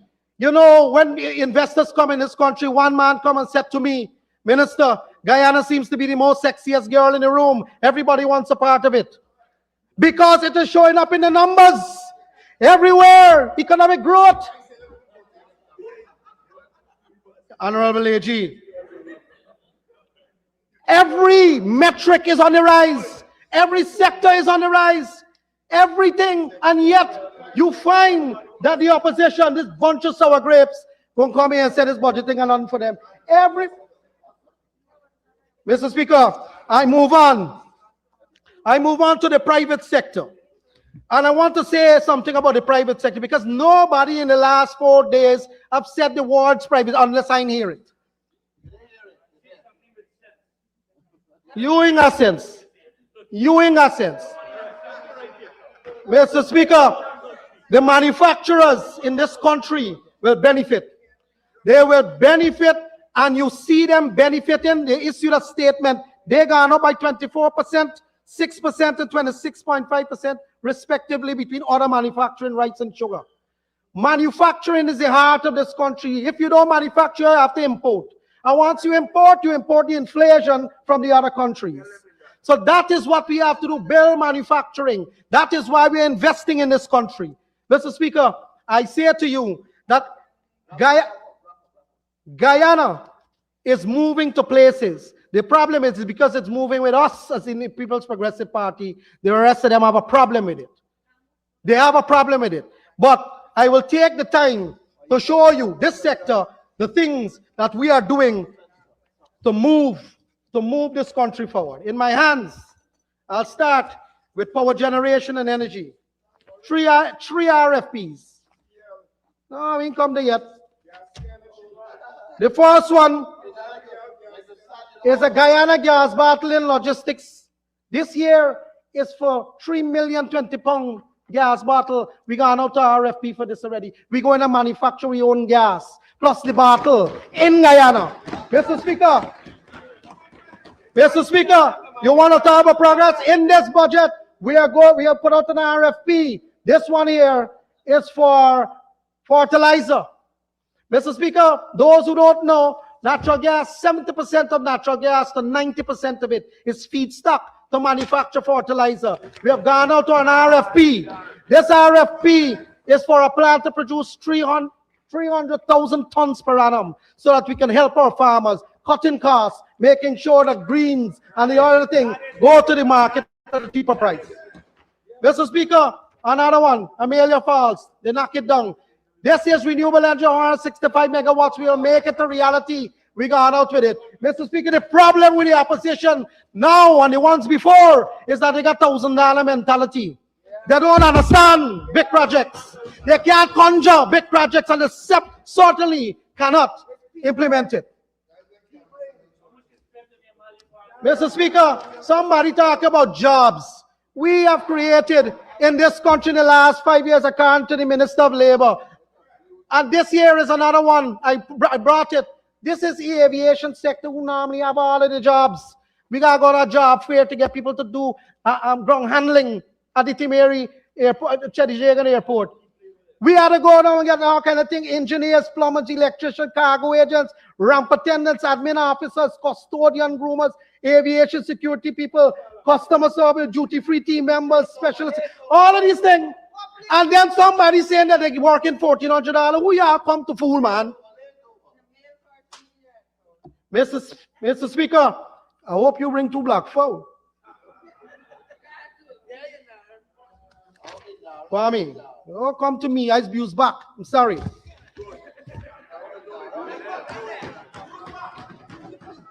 Mr. Speaker, the Civil Aviation Authority this year, who would have thought in this country that we have to move the control tower from the where it is to move it on the other side because they got space to park planes?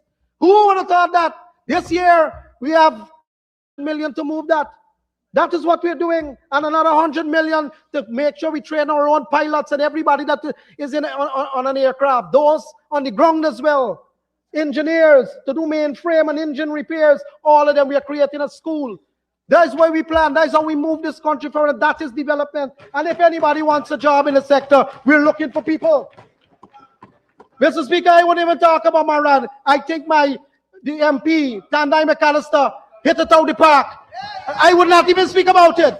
Able, with the eloquence and hit it out of the park. The only thing that I will say is that we will be dredging the Demerara River and we have an allocation of $6.3 billion. Mr. Speaker, here's a problem in this country. Here is some information. You'll get 5 minutes to conclude. Thank you, sir. Let me tell you what's happening in this country. The siltation rate is filling back the river where we dredge. So we have to make sure we keep it dredged and we can get bigger ships in the bigger fuel ships, cargo ships, so that the unit freight in the country can drop, thereby making sure that all of the goods that we bring in the country, the prices are dropped, including fuel for the power companies, fuel that we sell back to cars and the private sector. If we dredge deeper, we can have bigger cargo ship. It cuts down the unit cost of freight. Then by that, reduce freight for everybody in the country. That is what we are spending our money. That is our priority. And we are spending $6.3 billion in that. Mr. Speaker, Chedijagan International Airport, this thick document is just a summary of the projects we're doing. I can't even talk about plenty of them. Just a summary of it. But just to tell you is that because We have started with 4 airlines in 2020, and now we have 16 airlines. Planes coming from everywhere. The current capacity that we have outgrown it. And because of that, we have to build a 150,000 square feet facility to accommodate a new terminal, because the country is growing, the projection of visitors are growing, and we have to accommodate that. I can't even speak further for the amount of things we are doing at that Cheddi Jagan International Airport. In 2026, Mr. Speaker, they say we don't have nothing in the budget for poor people. We have $4 billion for hinterland airstrips. I'm coming to that. For Maria, for Linden, and for Mabaruma. We don't need Mr. Sherrod Duncan, the honorable member, to tell us we need to build Mabaruma. We had Mabaruma on the cards long now. We don't put this budget since last year to do Mabaruma. $4 billion is in the budget to do it. But I'll say this to you and for everybody who's listening. The president has committed to look at 35 additional airstrips. So if you're living in Mabaruma, we'll build your airstrip. But if you're looking at Port Kaituma, we'll look at that one too. We are looking at Yakasari. We are looking at Orinduk, Chinapao, Kopinang, Monkey Mountain, Corocabaru, Keto, Maikwak, Yorong Paru, Ayangana, Cam Jaguar, Apoteri, Guns. You heard Priya Manichan talk about another name, the place named Guns. The airstrip is in the middle of the village. Honorable Member Priya Manichan. Mr. Speaker, we're going to extend Gary Beaton Aerodrome. We're going to make sure Kamarang is finished. Waramadong, Arau. I ain't done yet. Puruni, Chinawing. Somebody mentioned Chinawing. Chinawing already. How long do I have? Chinawing. Korapong, Imbay Chai Chai, Olive Creek, Ikeriku, Hicks Mine, Toraparu, Anoku. Those are another 35. I can't even start. I can't even go to energy. I can't even go to energy just to say that GPL and GWI, GPL and GWI, we will continue to build out our backbone. We will finish the gas to energy project. By the end of 2026, we will have 228 megawatts coming from Wales, dispatched across the country, so we can cut electricity by half. Mr. Speaker, we are building the backbone of GPL infrastructure so that we don't have blackouts and excavators knocking down things. Mr. Speaker, in the water sector, water is life. They cost about water. In the water sector, we have a lot of monies to deal with surface water treatment plant in this year, where we're not going down into the aquifer. Although we'll do it, we'll make sure that we do it in a sustainable way. But we'll start doing groundwater treatment plants at Stewartville and at LBI. We'll be making sure we have 100% access in the hinterland community because we have monies in the budget to do that work. Mr. Speaker, I will have to bring this presentation to an end because I want to give a little more information, but I will do it in the Committee of Supply. But I want to say that this budget represents, this budget represents a second wave of development in Guyana. And get on board, and let's move this country forward and upward. Thank you very much, Mr. Speaker. Very much, Honorable Minister. Deodat Indar, Minister of Public Utilities and Aviation. And now for the Honorable Member, Mr. Terence Campbell.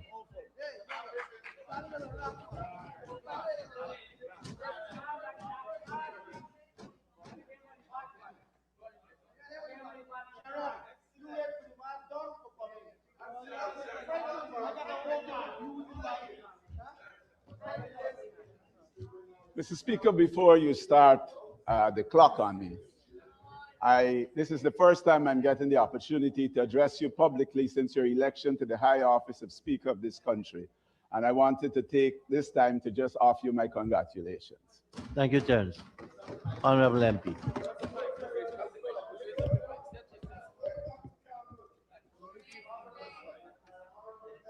Mr. Speaker, I want to congratulate the Honorable Minister of Finance for presenting another record budget. While I believe it is misguided, I recognize the hard work that went into its preparation. So kudos to you and your team at the Ministry of Finance. Mr. Speaker, you know I have very limited time, but there are a number of matters arising from discussions before that I must address. And I want to start with Minister Indar on the issue of the helicopter report.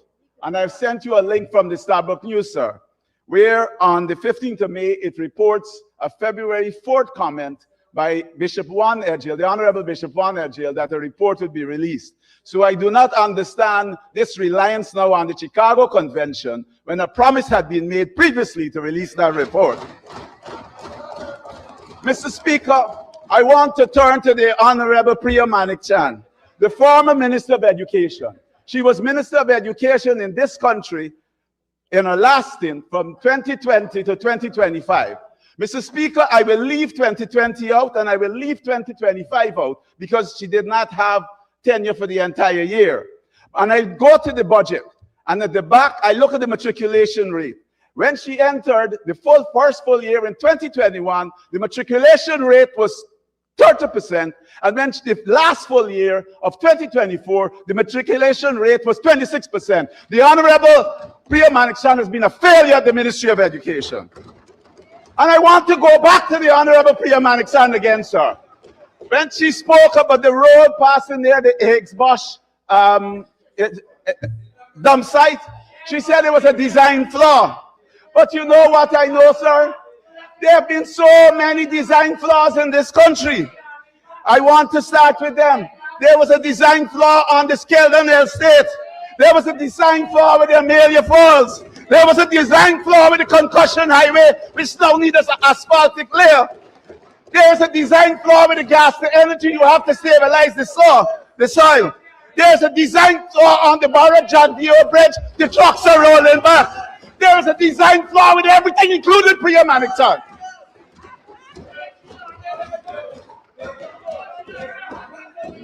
Mr. Speaker, the Honorable Diana Indar, the Honorable Susan Rodriguez, the Honorable Keoma Griffith, they came out and they rolled out the private sector GAU.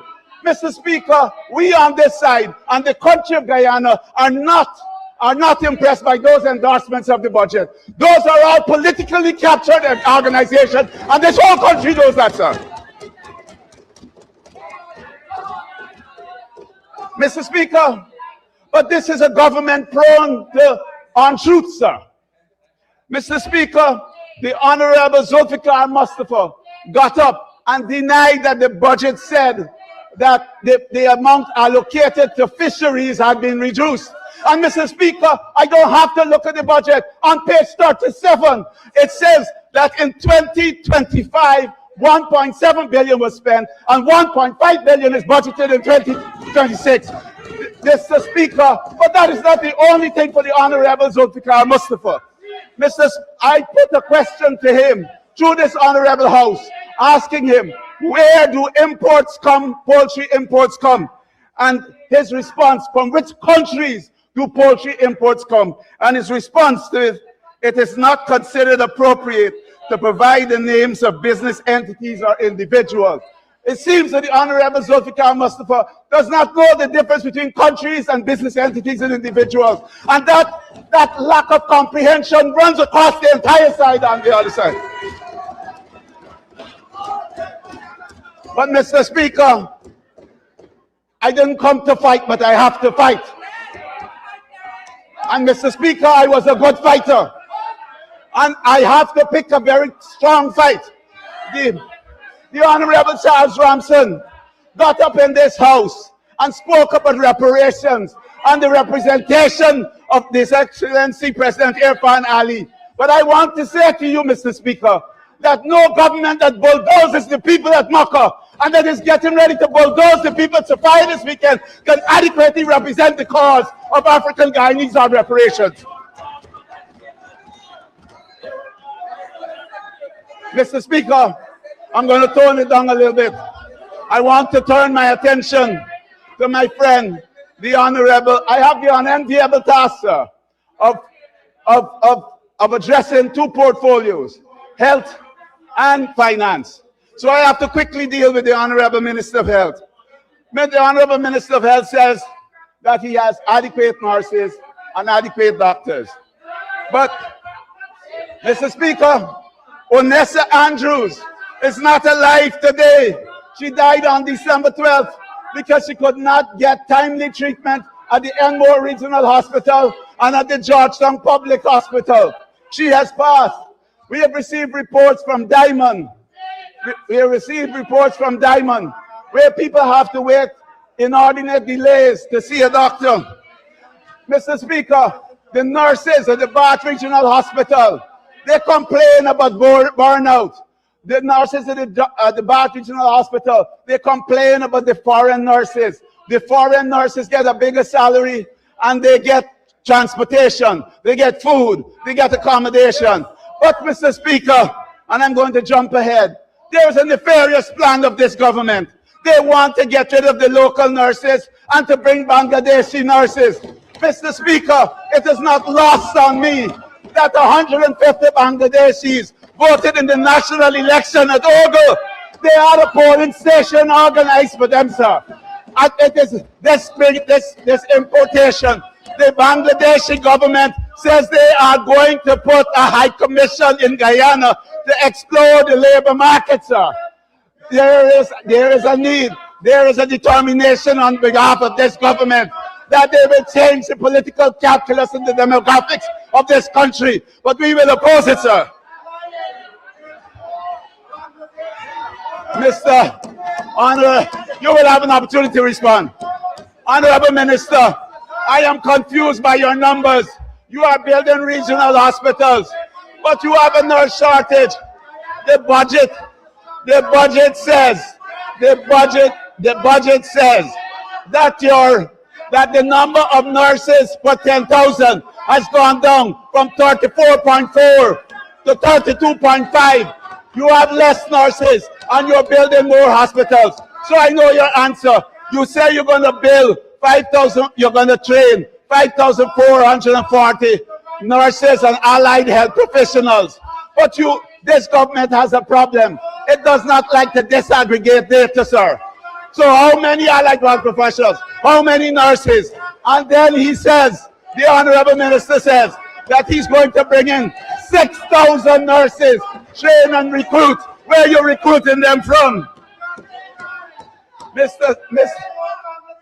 Mr. Speaker, bringing foreign nurses to this country as we chase our own out is not putting our people first. We must put our people first. And there is no way foreign nurses will take the care of us as the way our own will do. Mr.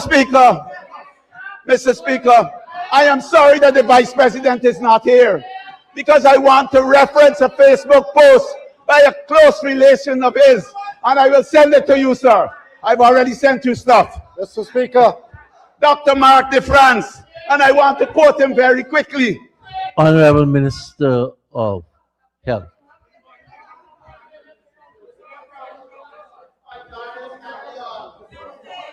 Mr. Speaker, a point of order. The honorable member came to this house and said that we have Bangladeshi nurses in Guyana. I want him to tell me in which institution. Honorable members, please. We can only have one speaker. You have 12 over there. Honorable, yes, you just need to identify on which standing order you're quoting. Point of order 40, Mr. Speaker. 40A. Can the honorable member say to this house in which hospital this government has employed Bangladeshi nurse? Because as far as I know, not a single Bangladeshi nurse was employed in the public sector. So if he's coming here, let him get his facts correct. Honorable members, if you have that information, please provide it. Mr. That we Speaker, have Bangladeshi nurses. Mr. Speaker, I believe I said that the nurses at Bath Hospital complained about the treatment of the foreign nurses. And then I went on to reference the importation of Bangladeshi, because I've seen an ad to that effect. And I have seen that the Bangladeshi government is establishing a high commission, plans to establish a high commission in Guyana to exploit the labor market, sir.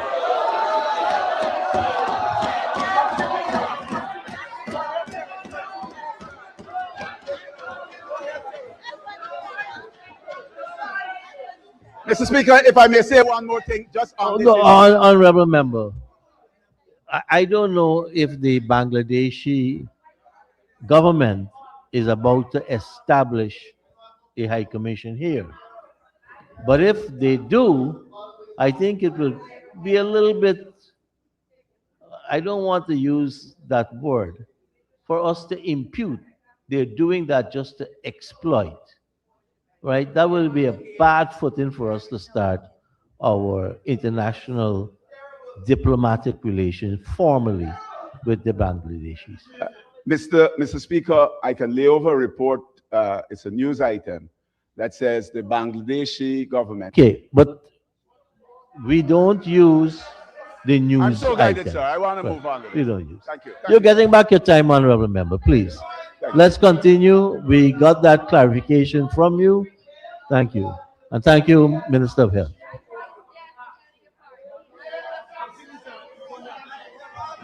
Mr. Speaker, I want to quote from Dr. Mark DeFrance, who works at the Georgetown Hospital and probably well known to most in this honorable house.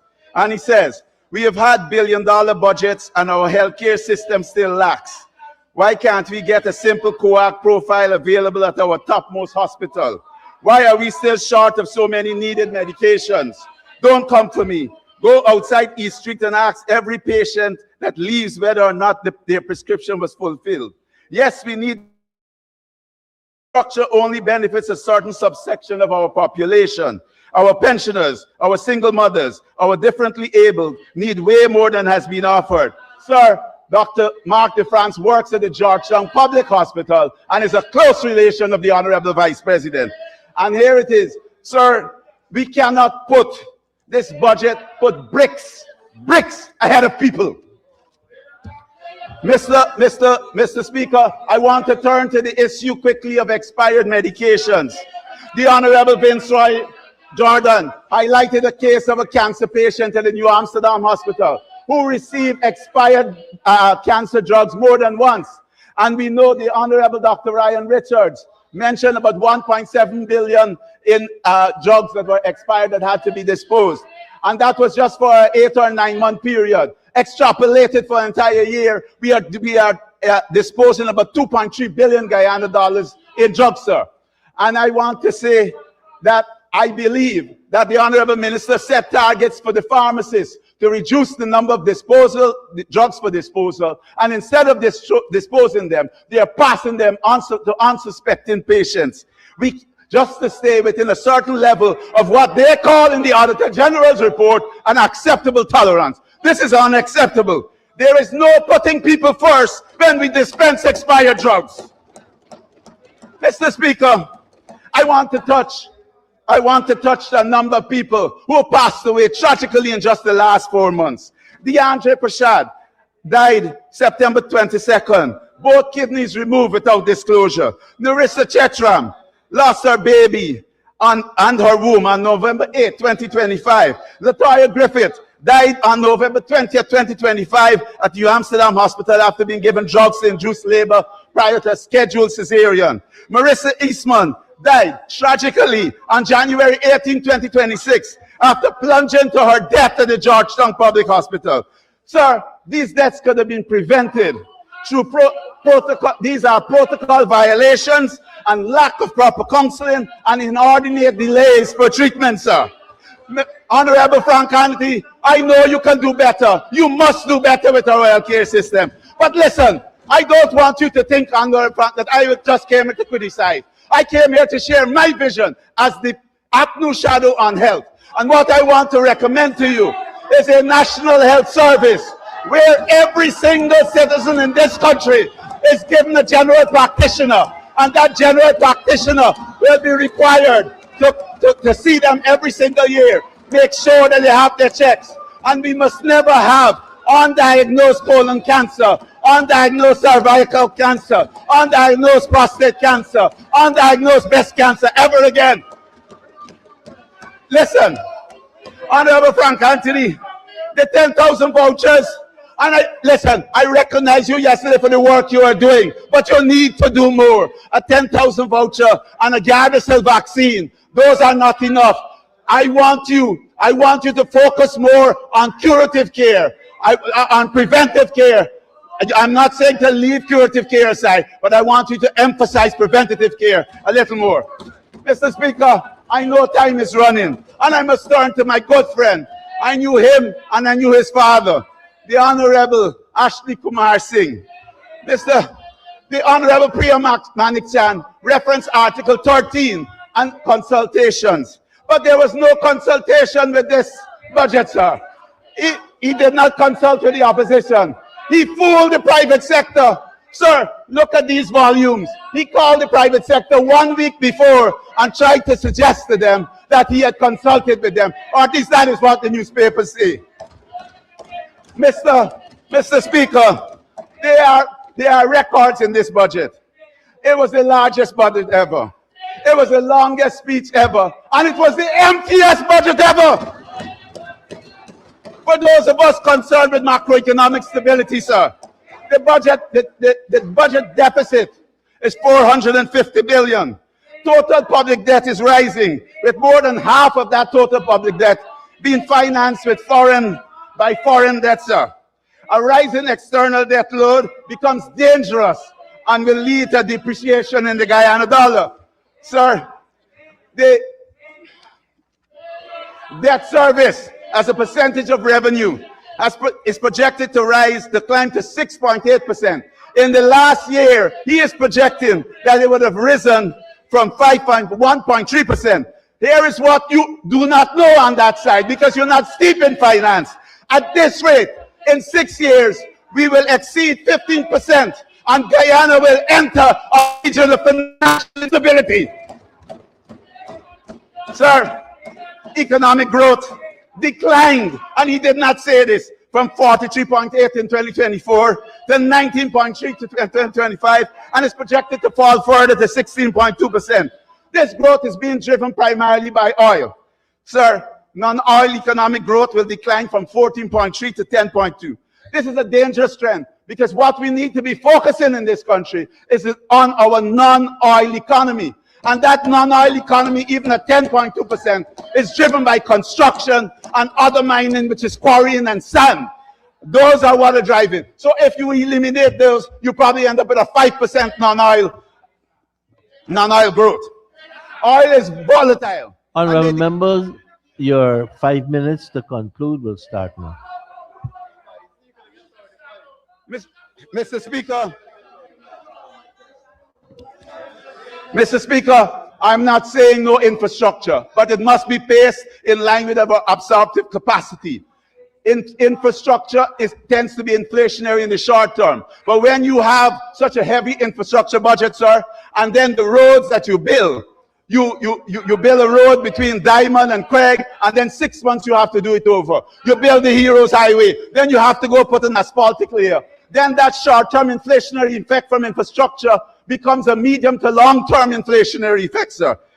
The new Berbice Bridge, there's absolutely no need for it at this time. The lowest cost, that quotation that they got, the lowest tender, was US 255 million. Sir, I want to talk quickly about the imbalance in the regional distribution of resources. There is a new bridge going to Berbice, a gas pipeline, an oil and gas training institute, the National Ophthalmology Institute, a new stadium, a new airport at Rose Hall, a deep water port, a recording studio at Port Moran, a culture center at Palmyra, a cricket academy, a medical school. There is an act. We have a law on the books. It's called the Fiscal Transfers Act, and it was enacted in 2013, while the Honorable Minister would have been the Senior Minister of Finance, not hiding under the constitutional skirt of the president for immunity, but he stood on his own then. And he is not following the Fiscal Transfers Act. Mr. Speaker, I know my time is running out, but I brought a gift for him. I brought a gift. This is for the Natural Resource Fund. And well, the Honorable Anil is not here. He would jump up and say sub judice. But I am not going to go there, sir. The Natural Resource Fund, and this is Ghana. And in Ghana, the oil money goes into the consolidated fund, yet they account for every cent in a report called the annual budget funding amount. And I have already sent this to you, sir, electronically, and this is a gift for the Honorable Minister of Finance, for him to see how he should do his work properly.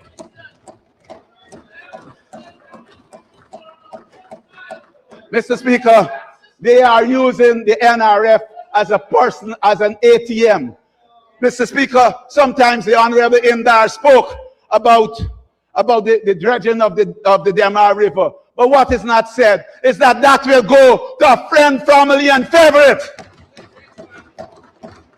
Mr. Speaker, I cannot leave the Honorable Vikram out. Mr. Speaker, we know the numbers.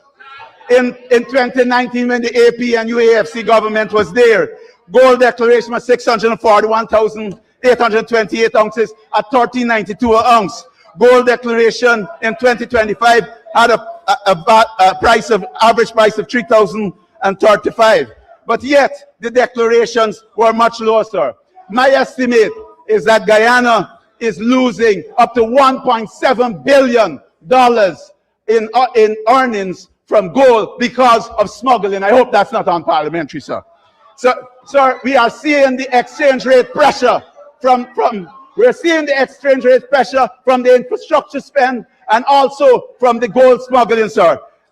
The exchange rate, and I checked this on Monday, on the street, which I believe to be the real value of the Guyana dollar, was not available at 235, and you could only get it at 240 to 1. Everybody expected when Guyana got oil that this country, the currency would have been appreciating. Instead, we have a rapidly depreciating currency. Sir, we are importing bananas. We are importing our poultry imports. We used to be self-sufficient in poultry. That is double. We used to be self-sufficient in beef. That is double, sir. This government does not care for the poor. If it cared for the poor, it would have, there's an issue of data paucity in this country. It would have proper data on poverty, sir. So give me 1 second here. A policy that would show requires frequent, transparent, and granular data. Child versus adult poverty, sir. Pensioners versus working age poverty. Poverty by ethnicity, and poverty across economic sectors. When you look at what was given for the safety net in this budget, this government is heartless, and I'm disappointed in the Honorable Ashley Singh, who I knew since he was a young man, and I still am a close friend of his father if I see him today.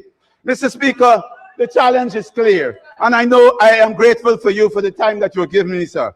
But I want you to know, the AP and you will continue to hold this government accountable, to press for policies that protect lives, reduce poverty, and provide livable incomes, and stop illicit transactions. I'm not using that word, sir. Stop illicit transactions or stop graft in this country.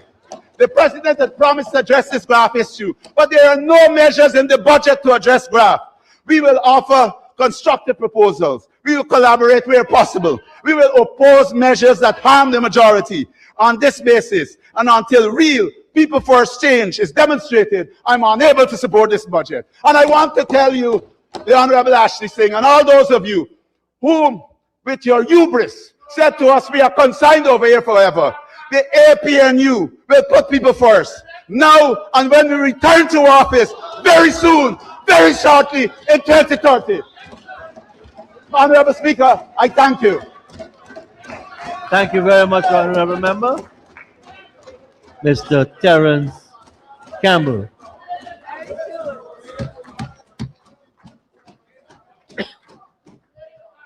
Let us invite the Honorable Member, Dr. Peter Ramsurup, to make his presentation. Minister McCoy, your man is on the floor. Mr. Speaker, in the boxing world, the youngster normally comes out and say, let's get ready to rumble. In Guyana, we say, a Lebanese fight. But today and tonight, Mr. Speaker, I'm not here to fight. But, you know, when Dr. Campbell, respectfully, the Honorable Dr. Campbell spoke about shadow, and everybody kept telling me I should always begin my speech and talk about the loo. And I couldn't understand what they meant by the loo. And then I just remembered that the loo is a toilet in England. And then the loo meant the leader of the opposition. So this is a new term for me, the loo, as the leader of the opposition. And now the Honorable Lou is not here. Miss Dr. Campbell, the Honorable Dr. Campbell wants to be the shadow. He sat on the Honorable Lou and nothing solid came out. It was all liquid. Oh, come on. Dr. Campbell, I expected a lot more from you. Dr. Campbell, but Mr. Speaker, I want the honor to thank you. I respect you as a mentor. I respect you for your role and your service to this country. 40 plus years. I know, I've heard your name, I've seen you, I've known you for decades. And it's a pleasure to represent and speak to you on behalf of the People's Progressive Party Civic. And to the Honorable Dr. Todd, who said we're not in election. The fact we won by a landslide, the people of Guyana voted for us. We have a right to tell them what we will do for them in this budget and what we have done. And that's why they voted for us. And that's why they will continue to vote for us, Mr. Speaker. And I want to first bring to this House the President of Guyana, His Excellency, Dr. Mohammed Irfan Ali, the leader, the visionary, the man of courage, the man of conviction, the man that walks the street, the man that talks to every citizen, the man that sets the pace. And over the last 5 years plus, he has designed an economy that has transformed this country, that my kids, your kids, can raise this flag and be proud of. And he then would have instructed the finance minister, the senior finance minister who has served this country for decades, to present a budget that the honorable ministers, all of them, well educated, well directed, and they put a national budget for our people of this country. And our people of this country deserve the budget. When I listen to this side of the opposition, when I hear Dr. Campbell said we can't support this budget, I don't know how they're going home tonight and tell their young children, you ain't gonna get no money because we don't want you. What would they tell my parents? My mother's going to be 88 years old. You wouldn't get any increase in the pension. How could they do that? How could they do that? How could they tell Dr. Anthony not to build these hospitals? The same APNU that did build the specialty hospital that stopped it. Stopped it. Many people died because they couldn't afford to leave this country. Dr. Anthony is building hospitals across this country, and that is what our people have asked for. Whether it's $10,000 more in the threshold, whether it's money for the pensioners, it is not all about the giveaways. If even I had $1 million more, what would I do with it? I want a better road. I want to drive to that hospital. I want to drive my kids to school. I don't want to walk in long boots. I travel Region 10 and I see the Honorable Solomon is gone. The Bishop and Public Works has built 58. The Honorable Bishop Juan Edgel built 58 kilometers of road. Minister Todd and I went to Victory Valley in 2020, and I can tell you it was the saddest thing we did. We walked through some mud and we had to help this woman in a wheelchair roll through that mud in Victory Valley in Linden. Today, they walk on paved pathways. Today, Kwakwani drives on roads. Today, the airport is going to be open very soon in Kwakwani. The president has built across this country, across the country, his economic plan, which is by design. He started out with food security, and guess what? He's moved to food dominance. And if you're sitting anywhere in this country listening to me, and you have your young children, and I know we like to talk about education, they talk about Kwame CXC. I've got 0 CXC. Sorry to say, Honorable, I failed. I failed common entrance, but I got a second chance, and I proved I can deliver with a second chance. When the president says, not all of us will graduate from gold, but the fact that 40,000 plus is there registered, and more than that, the minister said, is eligible and will be eligible to get free education. And my daughter goes to UG right now for free. The fact they get a second chance. If you didn't good in school, you can become a welder today. We will train you. We will train you to be an operator, a heavy-duty operator. We will train you to be in the Hospitality Institute. We will train you to get into the oil field. That is what our president is doing every single day. And this is what this budget, People First, is doing for us. So when you all, and I can bet when the vote comes and they ask who is voted for the budget, all of you would say no. And the fact is, you will have to go home to your wife, to your husband, to your children, to tell those people that voted for you, you don't want them to get a better life.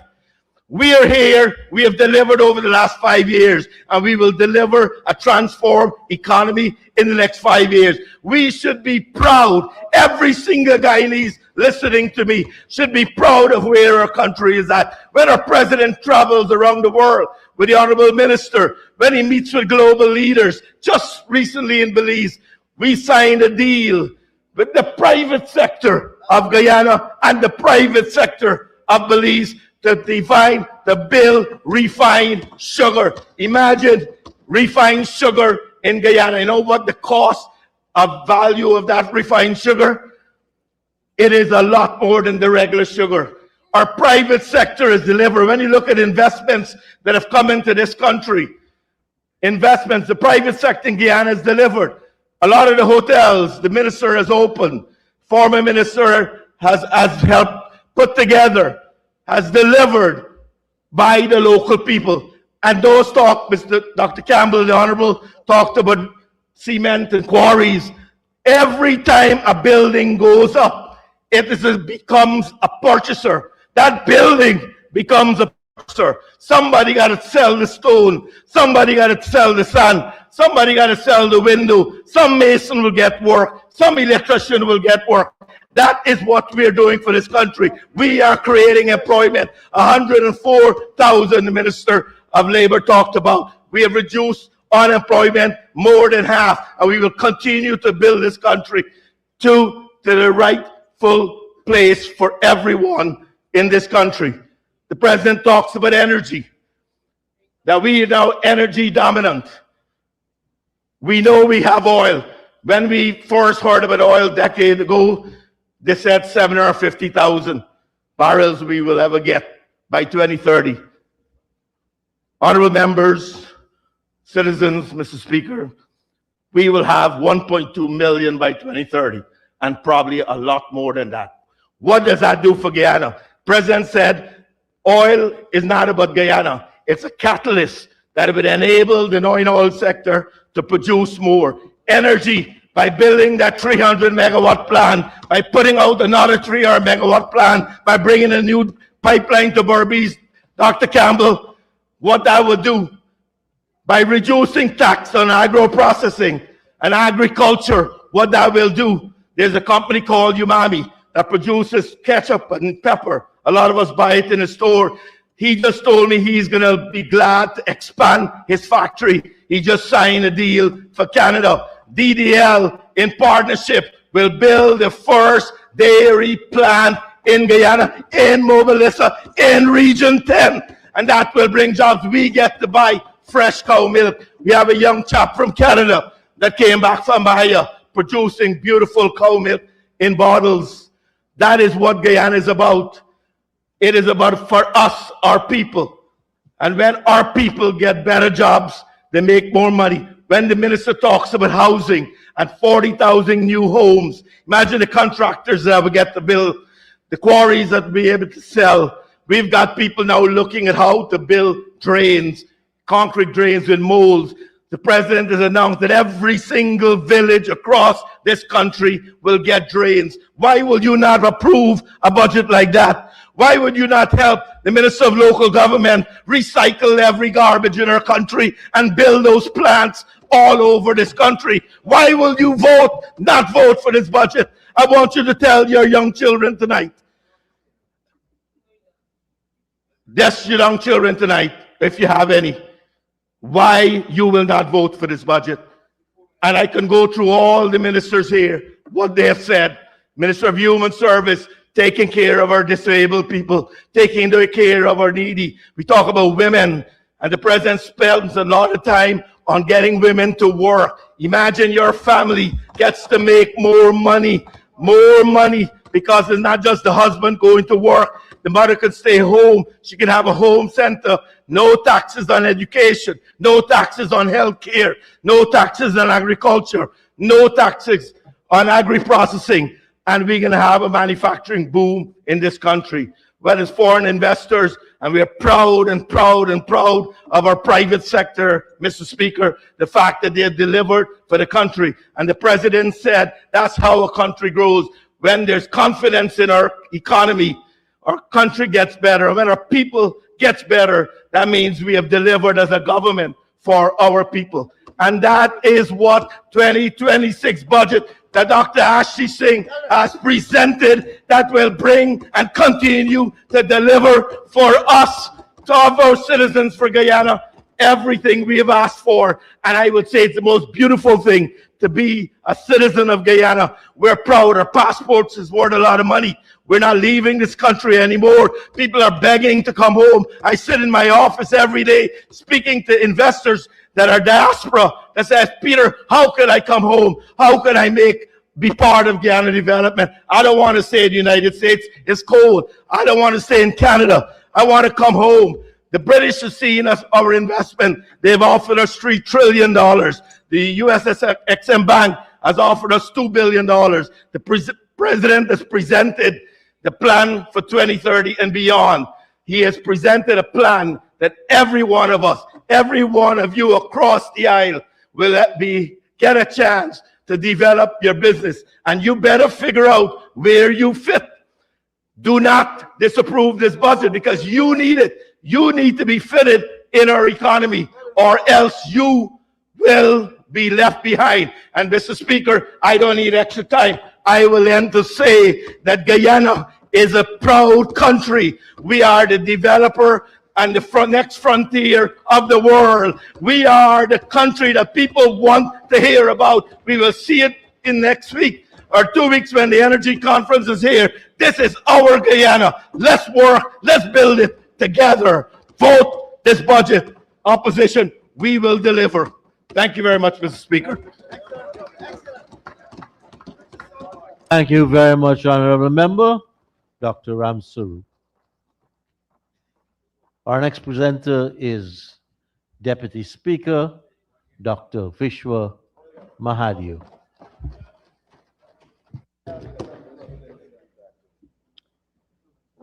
Thank you, Mr. Speaker. Mr. Speaker, I had plans to get into my speech right away. However, I can't do that. For the simple reason that someone who seems to have not a clue about how the health system is run has tried to lecture to the Honorable Minister of Health, someone who has been in the health system and in health system management for nearly 30 years. Mr. Speaker, where you gone? Mr. Speaker, first of all, the gentleman mentioned the name Mark de France, and I think it gives me the right that I could reply. This Mark de France gentleman, if you're talking about the same person, there are a lot of allegations where his training is concerned and his licensing is concerned and all of that. I don't know that he's in the system. I don't know that he's in management. What I could advise the honorable member who spoke before, what I could advise him is that every day we have a meeting with all the hospitals. The meeting with all the regional hospitals, and so it starts at 7 o'clock, and the Georgetown Hospital also. And at this meeting, we receive all the information, whether it be on the situation with the drugs, whether it be on the situation with partially filled prescription, if any, whether it be with the laboratory tests that are being done, the number of inpatients, the number of outpatients, the number of tests, x-rays, whatever it is. And we are kept up to date, and the minister gets a copy of that every single day. So what the honorable gentleman was talking about, he needs to go and come again. Yeah, that research is lacking over there. Mr. Speaker, every death is sad. Every death is regrettable. But I could say clearly that the Ministry of Health investigates every death. A report is compiled, and whatever lessons are learned, systems are put in place. And so this is why maternal deaths have been declining from 2021 to now. And if the honorable member would like, he could get the information. It's readily available. I'm sure the honorable minister would make it willingly available to him. I don't know if he understands what are general maternal deaths, coincidental deaths, and the other deaths, and how it's calculated. Minister, you might need to school him. And maybe the de France fellow too. Mr. Speaker, I heard the honorable member say in a dismissive manner, for want of a better word, the 10K voucher and Gardasil vaccine. He didn't listen, he didn't hear what the honorable minister was saying about the kind of vaccine that we are now using for the prevention of cervical cancer. Does he know what are antigens and all of that? Minister, you really got a lot of work to do with him. Mr. Speaker, allow me to go into my substantive speech. Let me first congratulate all the new MPs that are in this House, especially the MPs on our side of the House, but also the MPs across the floor, the new MPs. And I would also welcome back the other MPs. Some of them are new in the place that they are sitting, representing different organizations and maybe parties. So they're also new to the system, I guess. I'd also like to a special welcome to my comrade and friend from Region 6, Comrade Zamal Hussein, and also Mr. Harbajan, who's not here. Comrade Sonia from Bethany, Region 2. I spent the Honorable Minister Gail Teixeira, when she was Minister of Health, she posted me to Region 2. For 10 years, I served in Region 2, so it's my second home. Comrade Vanessa, whose father used to spend time in our home when he comes to Burby, so you're like family too. I want to congratulate all my comrades on their great presentations that were factual, informative, well-researched, and delivered excellently, debunking misinformation, partial truths, and to borrow the labardabard that was coming from over the other side. Just a friendly word of advice to my colleague MPs across the floor.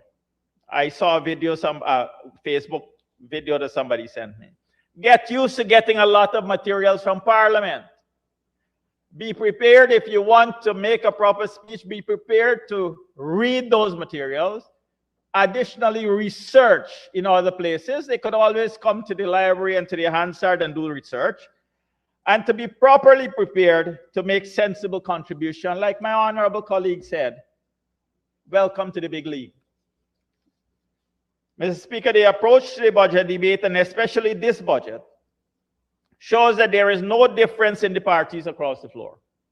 They say the same things, reading from the same script, and seem convinced that being in opposition means you have to oppose everything. In fact, we see familiar faces from the last parliament sitting across the floor saying familiar things said by the opposition in the last parliament. In fact, some of the honorable members were ministers in the 2015 AP and UAFC government, and then in the AP and UAFC opposition, and will always carry with them that stigma. Even the words they use are familiar. Honorable Hastings, let me remind you, from the Bring It On statement that led to you being on that side of the House, to keep the seat warm from us, which was a favorite of my friend Ganesh Maipal, honorable member, to your latest comment, you must have a legacy for when you leave from one side of the House to come to this side of the House. It's all familiar. By God, news to you. The Guyanese people from 2015 to 2020 had a taste of what you offer, what you can do. 5 years of deception, 5 years of mismanagement, 5 years of broken promises, and a major attempt to steal an election. And they voted you out. And then 5 years after, seeing that the PEP Civic delivered on all the promises, an honorable member, that side is where you'll continue to be, because we will continue to manage the affairs of the people, because they will continue to give us a bigger and a bigger mandate, larger numbers on this side of the House. And since there is a limited number of seats, only 65, by extension, you'll be fewer over there. Irrespective of whether you come from WIN or AP and you're whatever. Mr. Speaker, Budget 2026 has my complete and unreserved support. At 1.558 trillion, this budget actually does what a government is supposed to do. Govern for the people, invest in the people, and deliver results for the people. More importantly, it builds on the other PEP civic budgets, a continuum of development and progress from 1992, when, Mr. Speaker, remember, over 90 cents, I think it was 94 cents, from every dollar earned by the country was used to service debts, to 2014. And then from 2020, when we had to pick up the pieces of 5 years of neglect, 5 years of destruction, 5 years of holding on to power at all costs, and 5 years of destruction of Guyana's image, resulting in a destroyed economy and devastated health system. And we started to build again, year after year, 2020, through the COVID pandemic to today. And so, Mr. Speaker, progress continues. I commend the Honorable Minister of Finance, Dr. Ashni Kumar Singh. And like we've been hearing, he's AK. He fired the first shots a few days ago, and he will fire the final shots tomorrow. And I would also like to compliment his team for preparing a plan that is clear, measured, accountable, and one that continues on the trajectory of progress. Also commend the team from all the ministry, especially the team from Ministry of Health, for their contributions. Mr. Speaker, this is a budget from a government that treats all citizens across Guyana equally and places the citizens' interests first. Mr. Speaker, there was a speaker who came and said, you know, we shouldn't be focusing on the past and we should not be, and then spent his 15 minutes focusing on the past. So let me just say, Mr. Speaker, and I'd like to quote the Honorable Prime Minister and remind him, those who don't remember the past are condemned to repeat it. And so we have got to remind what happened in the past. There exists a difference between our government and the opposition when they were in government. We govern with loyalty to the people. They govern with loyalty to themselves. Every policy, every neglect, every empty promise under their watch was betrayal. And the people felt it in their homes, their workplaces, and their hospitals. They spend more on ministerial diets and less on schools and hospitals. Capital projects are stalled. National growth slowed. And Mr. Speaker, when they built one clinic in 5 years. We built six hospitals in 3, and I'll come to that in a bit, Mr. Speaker. They tax essential items like water and electricity. We cut the burden and invested in prosperity. They sent 7,000 sugar workers home, abandoned them. We restored livelihood, created job opportunities, delivered tens of thousands of house lots. Tender irregularities, mismanagement, and incoherent policy was their idea of reform. We delivered transparency, structure, and results. If they were capable, they would have done it first, but they are not. And yet, they have the audacity, Mr. Speaker, to criticize programs that they themselves benefited from and continue to benefit from. Do they want Guyanese to suffer because their loyalty is only to themselves? Every time they claim reform, they mean cutting something. Mr. Speaker, I had wanted to complete my colleague's journey in Region 6, but I don't think I will have the time for that, so I'll leave that for the end if I have the time. I'd like to turn to health. The Honorable Doctor who spoke in a disparaging way about telehealth, telemedicine, because I think he is, Dr. Anthony, I don't know, you have two shadows. Or is it you have a shadow and then a shadow of the shadow? I guess that. But, Mr. Speaker, that gentleman, that honorable member, doesn't have a clue of what is telemedicine. Telemedicine was introduced in Guyana as a novel idea in 2022, and many persons at that time were suspicious about it, its actual value, and whether it could be used in Guyana. The government of Guyana, under the leadership of His Excellency Dr. Irfan Ali and the Honorable Minister of Health, Dr. Frank Anthony, saw the vision of what telemedicine could do in a country like ours. Mr. Speaker, today our telemedicine hub in the Ministry of Health is a place that persons come to from international organizations and other countries to see how telemedicine can and should be managed. From 2022 to now, we have gradually increased the numbers of sites. In 2026, we will once again do so with provisions in this budget. Mr. Speaker, most of these sites are located in the hinterland regions, 1, 7, 8, and 9.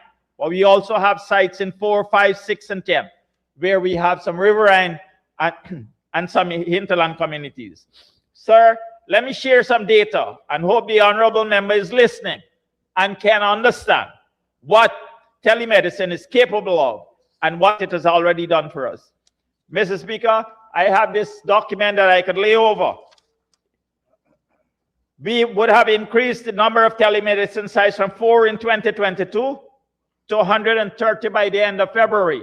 And the Honorable Minister has assured us that it will go to beyond 150 by the end of the year. Mr. Speaker, for last year, 15,000 persons accessed these facilities that had the sites. 6,363 patients use the telemedicine. 1,293 video calls were done. Mr. Speaker, let me explain a little bit. You go to a telemedicine site, there is internet connectivity. There is a video connectivity. Some sites have got ultrasounds. They have ECGs that could check your heart. They have patient monitors. So as the doctor sits in Georgetown or as the doctor sits in a regional hospital, the specialist could see the patient, communicate to the patient, and advise what to do. Mr. Speaker, 262 referrals are made. 501 serious cases are managed, and 34 medical evacuations were done. The 501 serious cases were managed right at the telemedicine site. Mr. Speaker, 159 mothers got care through telemedicine. 513 babies got care through telemedicine. 533 chronic disease patients got care through telemedicine. And 6 mental health patients were assisted through telemedicine, Mr. Speaker. Mr. Speaker, all the telemedicine sites, connectivity is used not only for doctors' consultations, but also for training, for monitoring and evaluation, for reporting, and for meetings. Mr. Speaker, every month there's a meeting with all the telemedicine sites and Ministry of Health staff. In fact, Honorable Priya, your staff also joins the meeting, and Ministry of Army and Affairs, because at this meeting also we have the Tushao, the village rep, and other village councillors who might be interested. We discuss health, but not only health, whatever other issues the village might have, and we find solutions together. That is telemedicine. That is telemedicine. Mr. Speaker, I'm glad that my colleague came in, but he missed the part that I spoke about doing proper research. And don't be afraid of reading. It doesn't matter how many pages you get to read. Right? Sir, we haven't stopped there. The Honorable Minister of Health, Dr. Frank Anthony, guided by His Excellency the President, has already tested drones to provide and upgrade services in Guyana. Once again, sir, we'll be leading the way. We'll be providing better services. We'll be providing more timely services. Think about blood and blood products, medicine and critical supplies that can be delivered to remote communities in a timely manner. A world-class healthcare for the whole of Guyana is definitely in the making, and we are well on our way. Sir, I'd like to bring your attention to dental care. It's not something that we talk about a lot, but I need to draw the attention of this House to dental care. And I'd like to ask the Honorable Dr. Ashley Singh, I'd like to advise him that he might have to make some changes in the way he compiles the budget. Mr. Speaker, we are already providing top-of-the-line services in dental care. Honorable Minister of Health mentioned dental CTs and several regions, including 4, 6, 8, and 10 dental digital x-rays in the regions, 3D printing, etc. However, we need to state the following, and this is the information that I got from Dr. Moniz, who is the head of dental department in Guyana. The infrastructure that we inherited in 2020 for dental care was crippled. The first year, in 2021, across the country, we could have only done less than 50,000 dental procedures. Came in government, and under the People's Progressive Party Civic, we have engineered a complete and comprehensive nationwide inclusive framework for dental care. We have increased dental clinics from 42 across the country to 59 facilities, ensuring a geographic spread and access. We have gone from 50 largely not working chairs, dental chairs, to 99, a nearly 100% increase. There is nearly a 10-fold increase in annual dental procedures in just 4 years, from under 50,000 to over 494,000 procedures.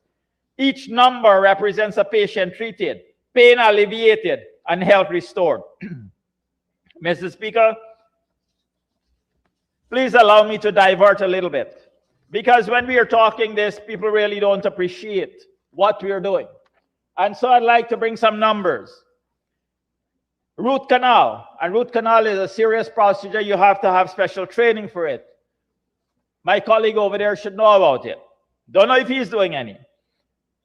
In 2022, 13 root canals are done. In 2025, 390.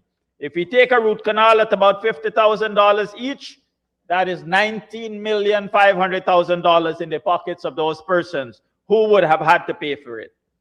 X-rays, 2,258 were done in 2022. In 2025, 16,595 at a cost of approximately $2,000. That's being conservative. $33,190,000. Fluoride treatment, from 0 in 2022, Mr. Speaker, to 24,887 at approximately $2,000 each, comes up to about over $49 million.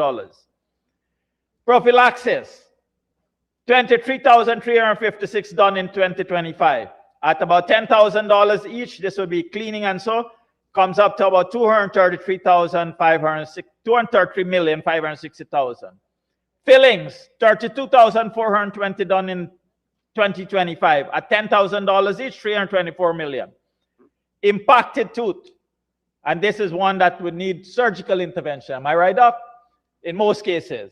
Impacted tooth, 7,989 were done in 2025 at a cost of over $50,000 in a private institution, coming up to over $399 million. Mr. Speaker, in addition to that, X-rays were done, and the cost of the X-rays, yeah, I have to go.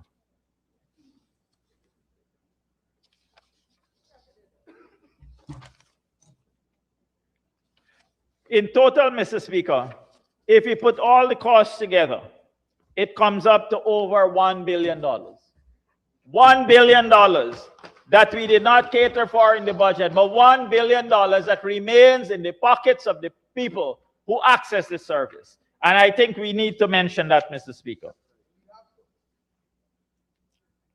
Mr. Speaker, we also did a dental assistant training program. We not only provide equipment, but we also train persons. 18 new assistants were trained and deployed across the region. Our dental laboratory technician program for fabricating dentures, we graduated 12 persons. Mr. Speaker, we have also bought simulation equipment, so our new dentists and dentechs that are being trained will have practical experience. Mr. Speaker, the rise in x-rays I had mentioned was from 22,000 to 62,000 in 1 year.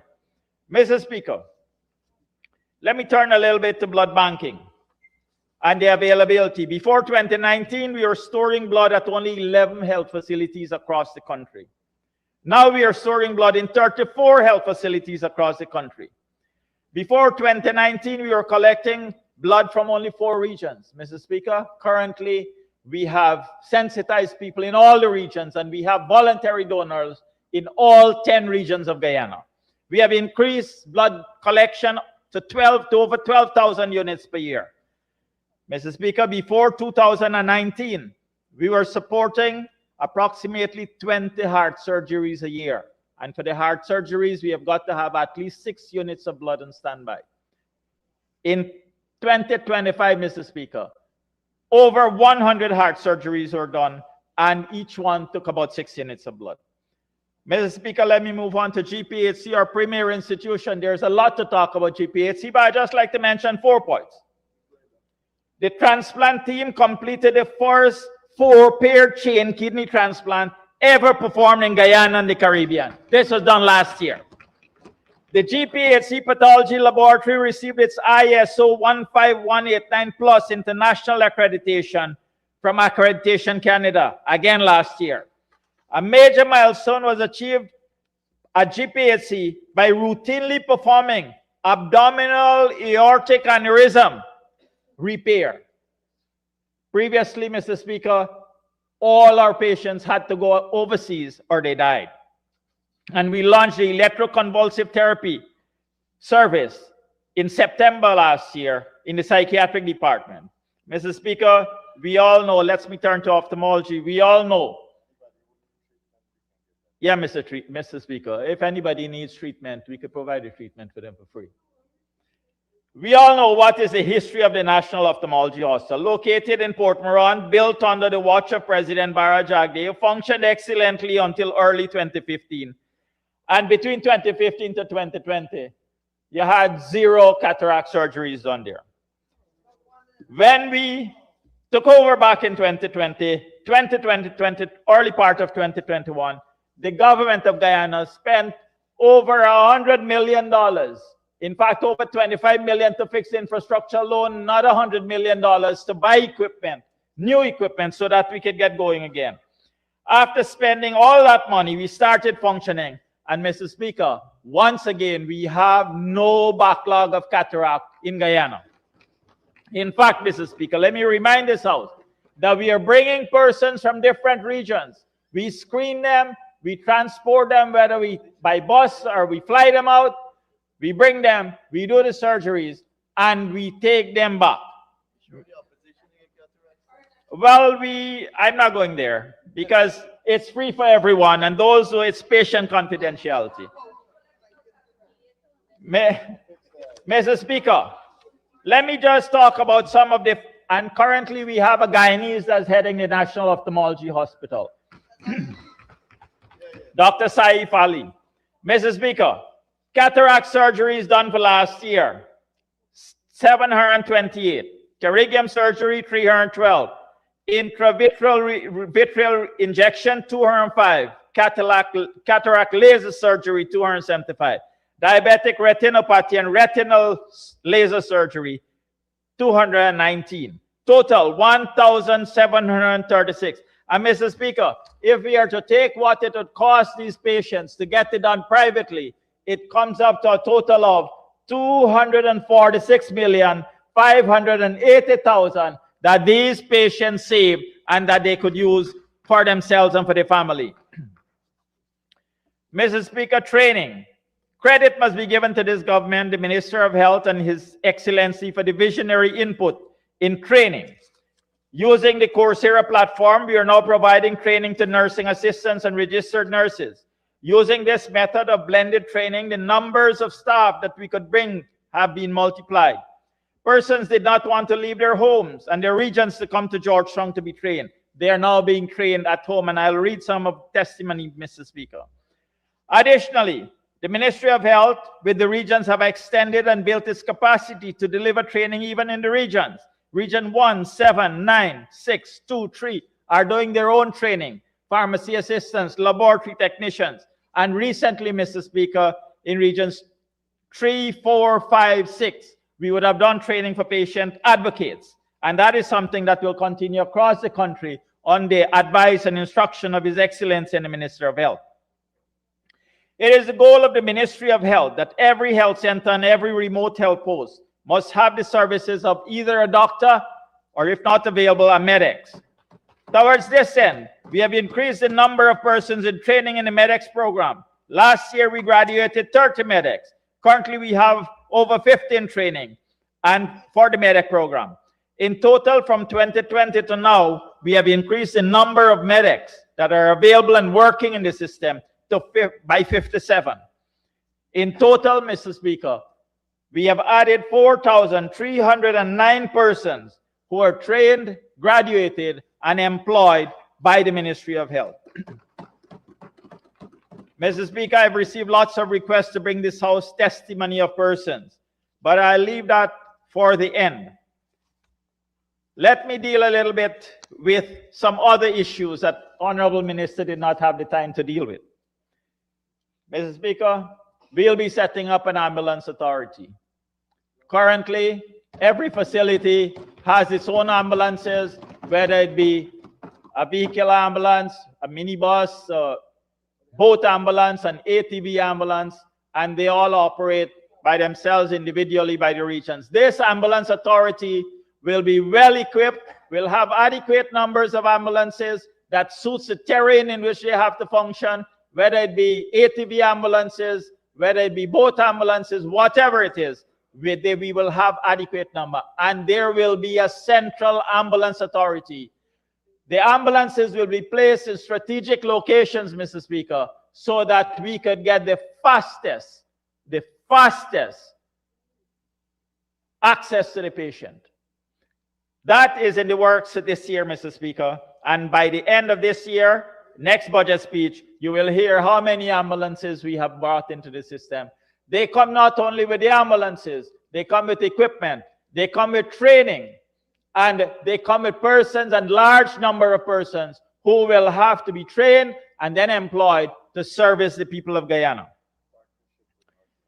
Mr. Speaker, that comes, Minister is reminding me, in a partnership with Northwell. So we make sure we get top of the line, and we make sure that the training is not local alone, it's world-class.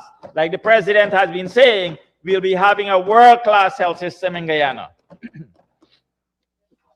Mr. Speaker, let me come to some of the testimony.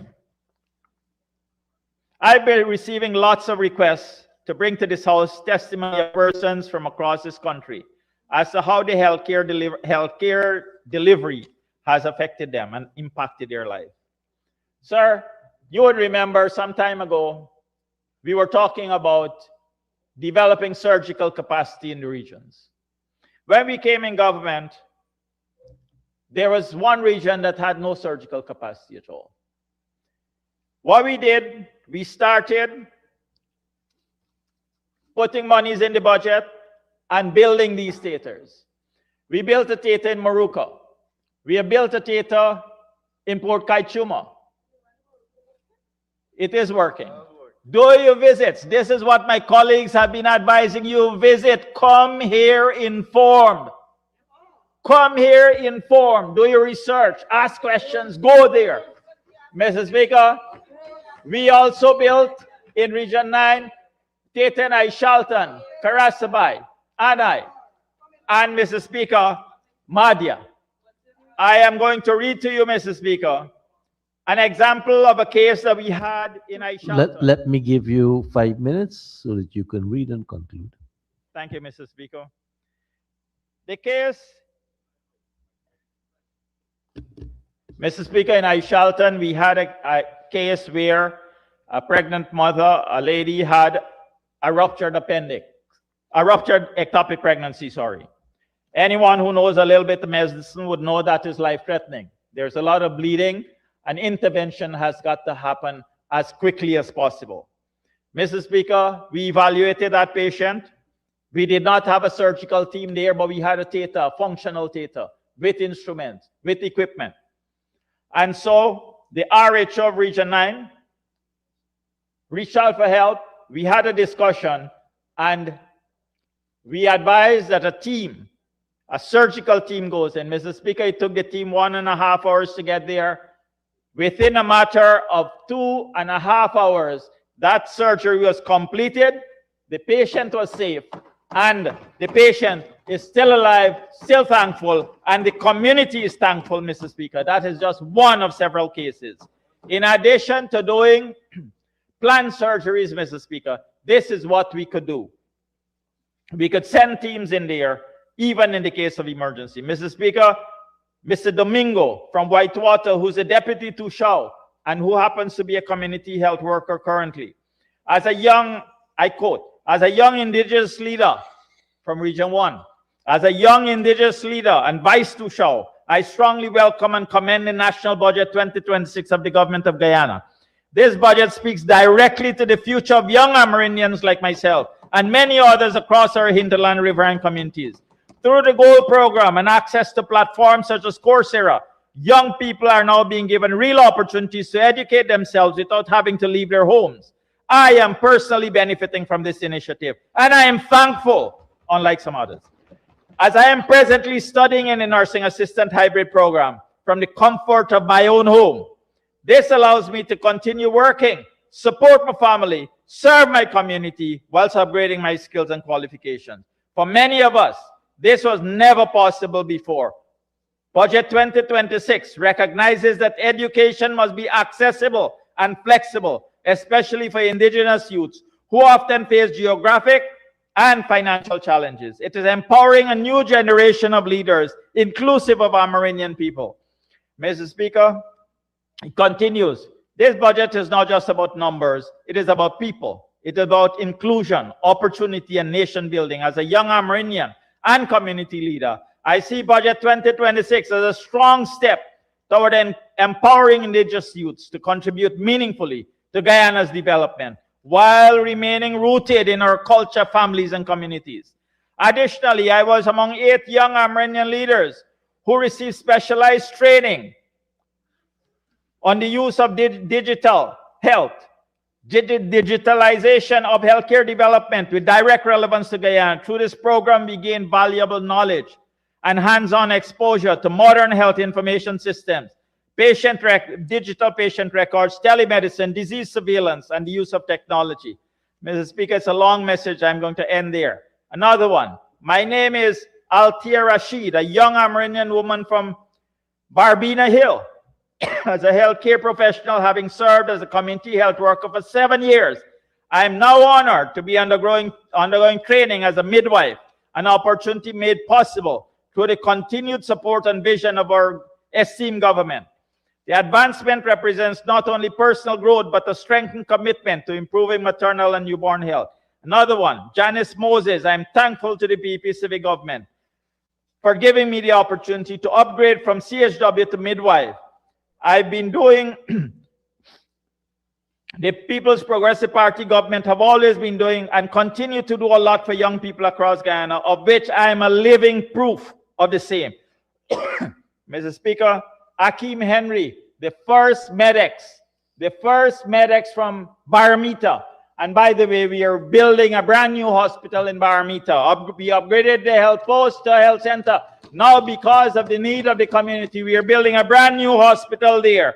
Akeem Henry is The medics there, and Minister, I'm putting you on notice. He told me that he's going to apply for the pre-med program that you'll be putting out because he wants to be the first doctor from Paramita. Minister Sarah, bear that in mind. Dr. Tracy Bovell, who is now the head of the Enmore Hospital. I began my professional journey as a med tech. In 2000, awarded a scholarship by the PEP civic government to pursue medicine. Had the privilege of serving on the front lines of COVID. Currently, she's working as the head of the hospital in Enmore. And she's full of praise for the hospital, sending us numbers. I could make them available to anyone who wanted. Mr. Speaker, in closing, most of us remember when the PEP took office. It was an economy under pressure. Institutions are fragile, choices limited, and yet we brought Guyana out of the abyss. Led by Dr. Chedi Jagan, and then some youngsters who were still in Parliament, Minister Gail Teixeira, and Dr. Bar Jagdeo, who later took over the leadership of the party in country. Mr. Speaker, when illness strikes a family, suddenly, without warning, government is tested. Accidents do not ask for income brackets. Cancer do not wait for election cycles. Dialysis, emergency care, and maternal complications. These moments expose whether a state is present or absent. And this government is present. Present all across Guyana, in every single community, in every single village. Mr. Speaker, please permit me to offer some advice as a medical practitioner with over 35 years of experience to my colleague MPs across the aisle.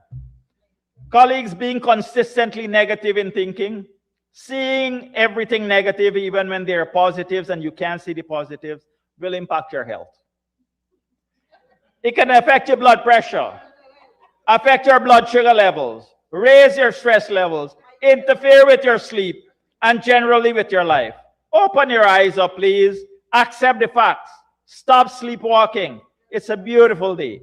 It's a beautiful Guyana. It's a fantastic future we are looking towards. It is a real world we are living in.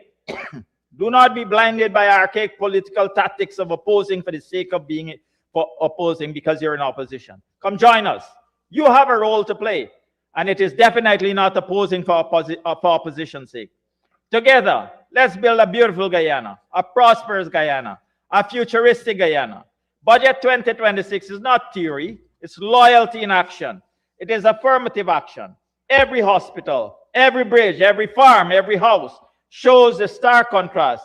We deliver where they fail. We lead with accountability. They stumble with hypocrisy. The people saw the difference and they remembered. And that's why we are where we are on this side of the Honorable House. And you are there. Thank you. Thank you very much, Deputy Speaker. Let us invite the Honorable Member.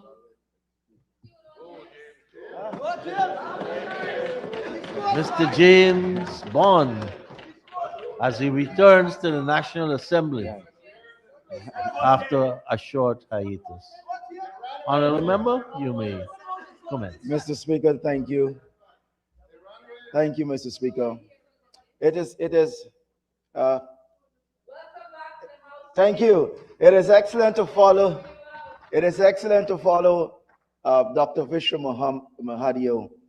He was my colleague in the 10th Parliament, and we became extremely good friends since then. We're extremely good friends now. So it's an honor and a privilege to come behind the Deputy Speaker, Vishnu Mahadio. Comrades, honorable members all, I must express gratitude to my Lord and Savior first and foremost.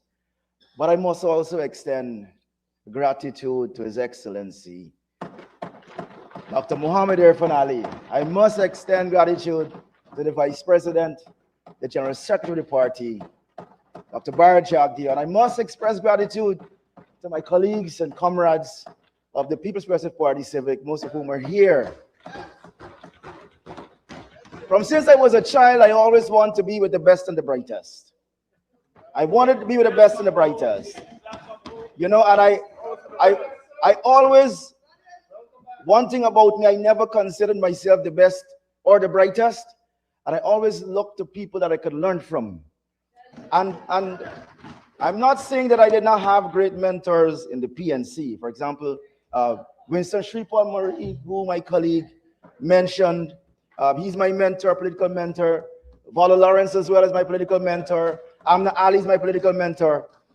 But this is the first time I can say this here. This is the first time in my political career that I take notes around people. I never had the opportunity to take notes around people. But whenever I'm around His Excellency, I take notes. Whenever I'm around Dr. Barjagio, I take notes. Why is this so? Why is this so? A young man coming from Baggetville, leaving to go to Mabaruma, spending time in the interior from since I'm a boy. We always had dreams, but our dreams were limited. My favorite poet is a guy called William Butler Yeats. I think his most famous poem is "If I Had the Clouds of Heaven, I Spread My Dreams Beneath Your Feet." So we always have dreams growing up in these places. But sometimes our dreams are limited from the fact that we do not have access to certain things that the coastlanders have. We don't have access to the schooling that the coastlanders have. We did not have access to the health services the coastlanders have. We did not have access to other social services that the coastlanders have.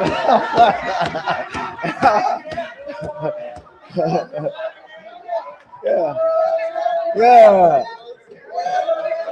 So for the first time in Mabaruma, I could tell people I experienced poverty. And poverty is not a word that you toss around.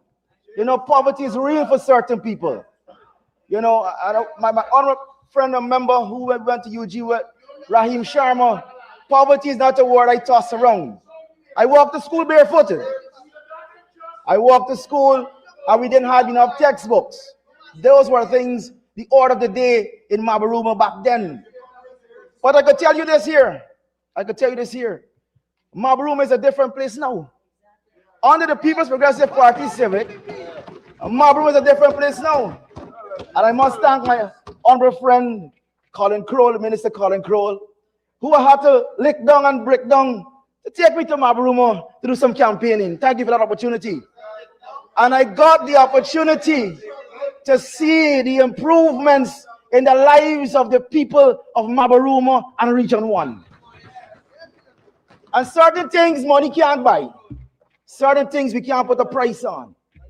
For example, Mabaruma now boasts and has the best X-ray machine in the country. Mabaruma has that. Mabaruma got better X-ray machine than Georgia Hospital. Mabaruma has maternity services. Mabaruma has Wi-Fi. We drove way up to Yarakita, past Whitewater, past all these places, and they enjoy Wi-Fi services. What this means is that these children could access social services. They could access the Gold Scholarship using Wi-Fi. Sisters and brothers, colleagues all, Mabaruma, right now, education is free. It's not one school, it's not two schools, it's not three schools, it's not four schools, it's not five schools, it's 6 secondary schools that are built in Region 1, benefiting the people, the young people of Mabaruma and Region 1. You can't put a price to this.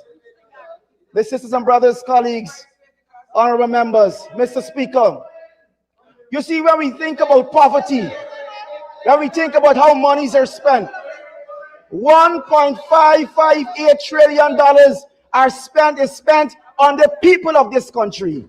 It's not spent in isolation. It's not spent on buttons. It is spent on people. And that is putting people first. $1,558 billion is spent on the people of this country. Colleagues, honorable members, I support Dr. Ashni Kumar Singh. He's an Aquarian like me. We're February born. I support him unconditionally. The staff, and the people of the Ministry of Finance have done a fantastic job. They have not slaved. They have devoted and gave human service, dedicated service to give us budget 2026, in which we could all benefit from. I am a beneficiary of this budget, and I want to talk to the young people. When I speak, I'm not only speaking to the other members of this house. I want to speak to the young people of Melanie, of Buxton, of Tiger Bay. You have an opposition, a collective opposition, that wants to tell you this budget is bad. But people of Tiger Bay, I want to remind you, I want to tell you, Honorable Minister Priya Madikchan, you were in Tiger Bay recently, weren't we? And do you know people of Tiger Bay, young people of Tiger Bay, who got the jobs to do work in Tiger Bay, to make Tiger Bay look beautiful? The people of Tiger Bay. I want to tell you something. We had a football competition there to open a facility. And the president, he's committed to the people of the Tiger Bay, Comicsburg, Kingston area. He's committed to them.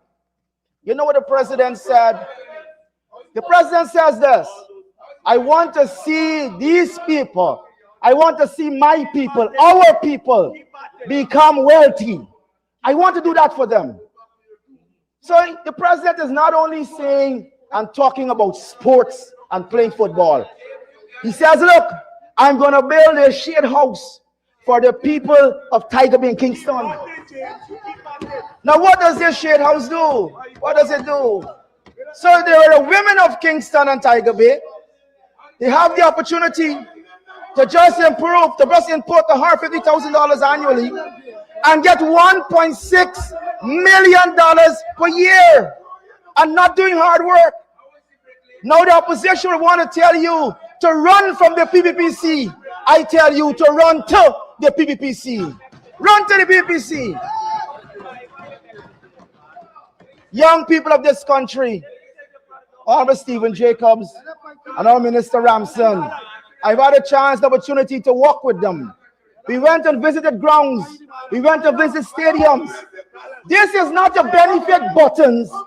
This is to benefit the young people of this country. Palmyra, a beautiful structure, Minister Ramson. Here was the thing. Here was the thing too. Here was the thing too. Here was the thing too. We were in Haslington, myself and Minister Jacobs. And Minister Jacobs met with some young people. Minister Jacobs says this. He says, young people, I want you to apply yourselves. These facilities are not for me. I don't play cricket already. These facilities are for you. Out of that meeting, we had young people who are now in the training organized by my honorable member friend, Surya Singh, the Minister of Youth, training young people. And here the thing is, the People's Progressive Party Civic pay you whilst training you. They pay you whilst training you. They give you a stipend, they give you a jersey, they give you transportation. Young people, take advantage of this. I want to say another thing too. Minister Joseph Hamilton and I was in Golden Grove, and we met with the young people of Nabakalis. I'm talking to the young people of this country. Run to the PPC. We met with them. Out of that, Minister Griffith, your program, the Board of Industrial Training, has now trained hundreds of young people, 10 of them coming from right at Golden Grove, Nabakalis. Sisters and brothers, colleagues, this is not games. We're not playing with people's lives. There are some who will politicize every single thing. My honorable friend, Dr. Todd, he wants to politicize Adriana Young's death. That is a law in this House of Assembly. We don't politicize young people. We value young people. We don't take advantage and politicize young people. We value young people. Sisters and brothers, colleagues all, I am a successful lawyer. Make no bones about it. Make no bones about it. Make no bones about it. I served in the Directive of Public Prosecution Chambers. I call Ms. Shalimar Hadi Haq senior counsel. I call her my mother, Mr. Speaker. I call her my mother. I train under her. I train under Chancellor Roxanne George. I call her my mothers. In private practice, I represent hundreds of persons. I'm not a failure at law. I'm not a failure. Now here is the thing. Sisters and brothers, because of entering into entrepreneurship, because of entering the business, I could retire from law. The honorable Dexter taught us to do law and work law. I retired from law to do business. In 2020, I retired from law to pursue business. I was that successful. Law has given me everything. And the thing is, it was under the People's Progressive Party Civic. I ain't lying. My first scholarship, I'm a Government of Ghana scholarship. I'm a Gold Ghana scholar. Before goal was under the People's Progressive Party Civic. I'm gonna tell you another thing too. My father, Preacher Bond, he's a pastor. My mother, Nurse Bond, she worked with the Honorable Gail Teixeira. She worked with Frank Anthony. She worked with Dr. Mahadio. She worked with Dr. Barry Ramsaran. I got a scholarship from the government of Ghana to law. You know why? Because my mom and dad couldn't afford to send me to law. I couldn't go to UG. It was $300 and something thousand. Preacher Bond and Sister June could not afford it. It was the People's Progressive Party Civic that gave me a scholarship to study law, first at University of Guyana, and secondly at the Ewing Law School. Sisters and brothers, let me tell you this here. Because of that, I am here today. Because of that, I am here today. Education is not a privilege. Education is not a privilege. Education is a tool to take you out of poverty. Education is a tool that takes you out of poverty. And this is a government that has proven time and time again, it is prepared to equip the young people of this country with that tool to take them out of poverty. You gotta realize that. You gotta realize that. So this is a boy whose parents can afford to send him to school. And I know a lot of people share that similar experience. And it's not about being black and being Indian and being Amerindian. It's a being willing to apply yourself. You gotta be willing to apply yourself. That is why I tell young people, if you want to be in the picture, you gotta position yourself. If you want to be in the picture, you gotta position yourself. That is why I am here and you are there. That is why I am here and you are there. I have positioned myself, and there's nothing wrong with that. I can tell people my story. You know, I can tell you my story. Dr. Muhammad Irfan Ali is a friend and a brother. He's not only my president. He's not only my president. I was once the president of Campton Football Club. Let me tell you how I came into contact with Dr. Muhammad Irfan Ali. I went to him when I was president of Campton Football Club. He was the Minister of Housing at the time. I said, Chief, I'm going into Kashif and Shanghai. I need some support. Because at that time, Campton was a fledgling club, and you only could do well in Campton if you bring in overseas players. He says, James, you want to bring in overseas players? Here's a check. Since then, he has always been my friend. Even in 2020, and I must make a disclaimer, the actions of Mr. Hesberger, I have nothing to do with. I know he said we were at some fish shop together, but I want to say I have not. I disown that in its entirety. I disassociate myself in its entirety. No, other members, Mr. Speaker, Dr. Muhammad Irfan Ali has been my friend. Even in 2020 at Ashmit's building, he said to me, he says, James, you will always have a place with me. The elections he lost wasn't announced yet. Nothing at all. So he's always been my friend and brother. Even in opposition, the president, Dr. Muhammad Irfan Ali, kept in contact with me more than my own colleagues and friends from the PNC.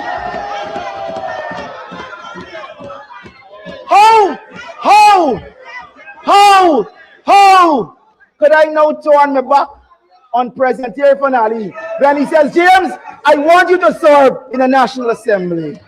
Sisters and brothers, I want to say something. The lesson last evening with Comrade Vanessa Ben, I think some of us missed it. We missed it, and that is why Honorable member, you have 5 minutes to conclude.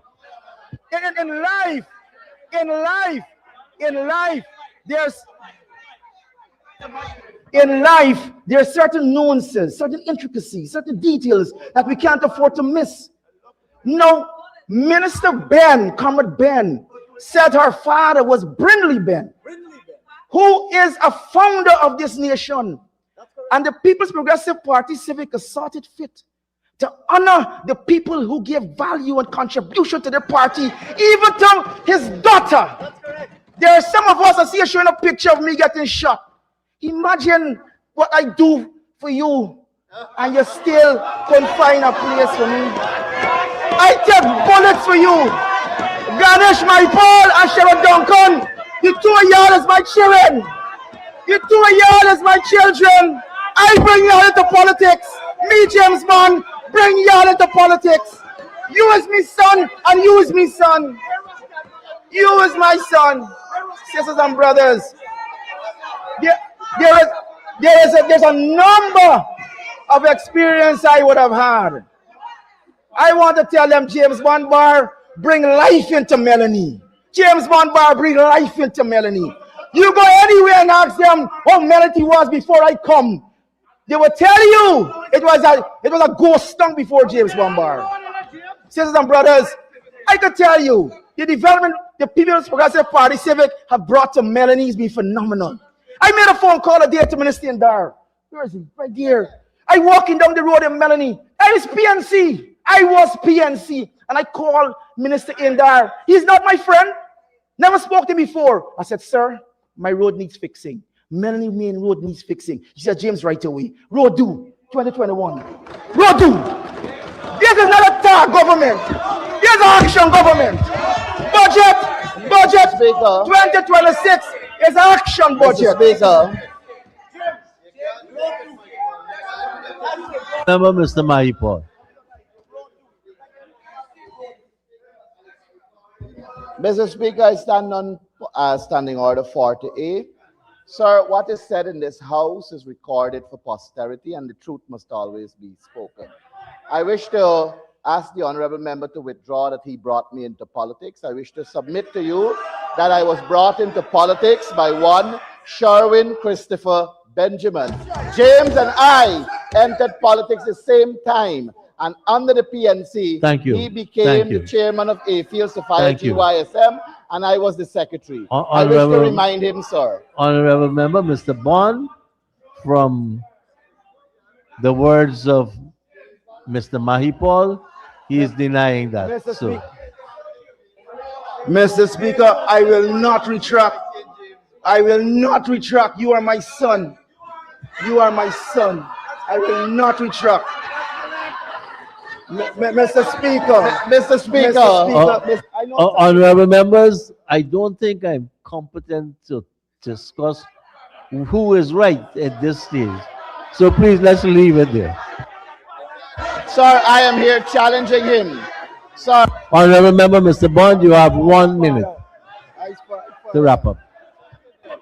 I father that. Me, James, my father that. Mr. Speaker, in Melanie, every single road is done.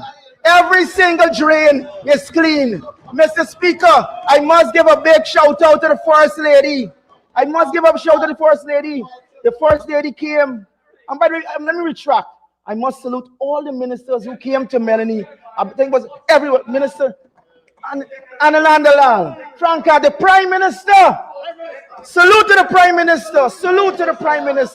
Minister Rodriguez, Minister Parag. So many people that came. Vice President visited Melanie. So many persons came to Melanie. It's a different place. No. We saw some things be done in Melanie. Every single thing is done. Now Melanie had no contractors. Everybody got their own businesses. I want to tell young people, go get your own business. Get your NDIS compliance, your GRIA compliance. $3 million has been going to be given to Guyanese by the Guyana Development Bank. Don't miss it. Don't turn your eye from money because you have an opposition who suffers from negative bias. Get anything. If you want to be in the picture, position yourself. Don't let budget 2026 pass you by, young people. Negative bias they suffer from. Sisters and brothers, the president came to Melanie and persons know this. The president says, look, I'm going to really empower people in Melanie. I'm going to give you a tunnel house. You heard Minister Zulfikar Mustafa talk about that thing where 40,000 birds in these houses, these massive houses, producing hundreds of millions of dollars. All you got to do is get into young people, get into groups. And the bank, here's the thing what the government does. The government co-invests with you. The government give you the opportunity to get loans and access to loans and finances. These are the things government does. And it doesn't stop there. Sisters and brothers, colleagues, there's so much we could speak on of what the government has done for these communities like Victoria. Right now in Victoria, this Sidelight Dam is done by Victorians. People from Victoria. And you want to see this government doesn't produce a budget for people? Everything about this 1,558 billion is for the people of this country, irrespective of what you look like. Irrespective of what you look like. Irrespective of who you vote for. That's the thing. I was PNC when everything happened for me. Everything. PNC. And I ain't got one business. I could don't open the bar because I got 3 other businesses. I got Bond Optimum Transport. I got Bond up with transportation. I got Bond up with construction. I got Bond up with agriculture. I ain't got time with bar. I ain't got time with rum. I focus on creating jobs and more jobs for young people. But we're going to open it up, Dr. Hines. I remember Dr. Hines has always supported that institution, that bar. And I will be back in June. Hope to see you there, Dr. Hines. Honorable members, I know I'm wrapping up. There's so much to speak on. But let me close by saying this to Dr. Hines. You speak of investment in UG. You want to take all the money from gold and put it in UG. I think you missed that UG is getting additional $14.5 billion. I think you missed that the $1.2 billion goes to expansion of UG in regions 2, 3, and 6 for medicine engineering. But I want to tell Dr. Hines this. I support any call to support our own. But Dr. Hines, you don't support your own. You don't support your own, Dr. Hines. Because here's the thing about it. Only sort of people could sell black pudding. Thank you, ladies and gentlemen. Thank you, Honorable Member. Let me invite the Honorable Member, Mr. Sanjeev Dattadin, to make his presentation.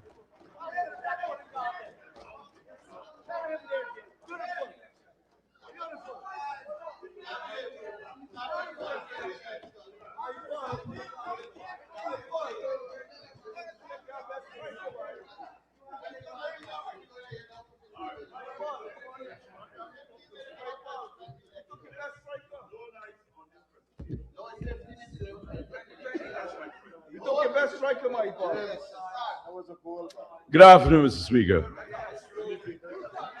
Good afternoon, honorable members of the House.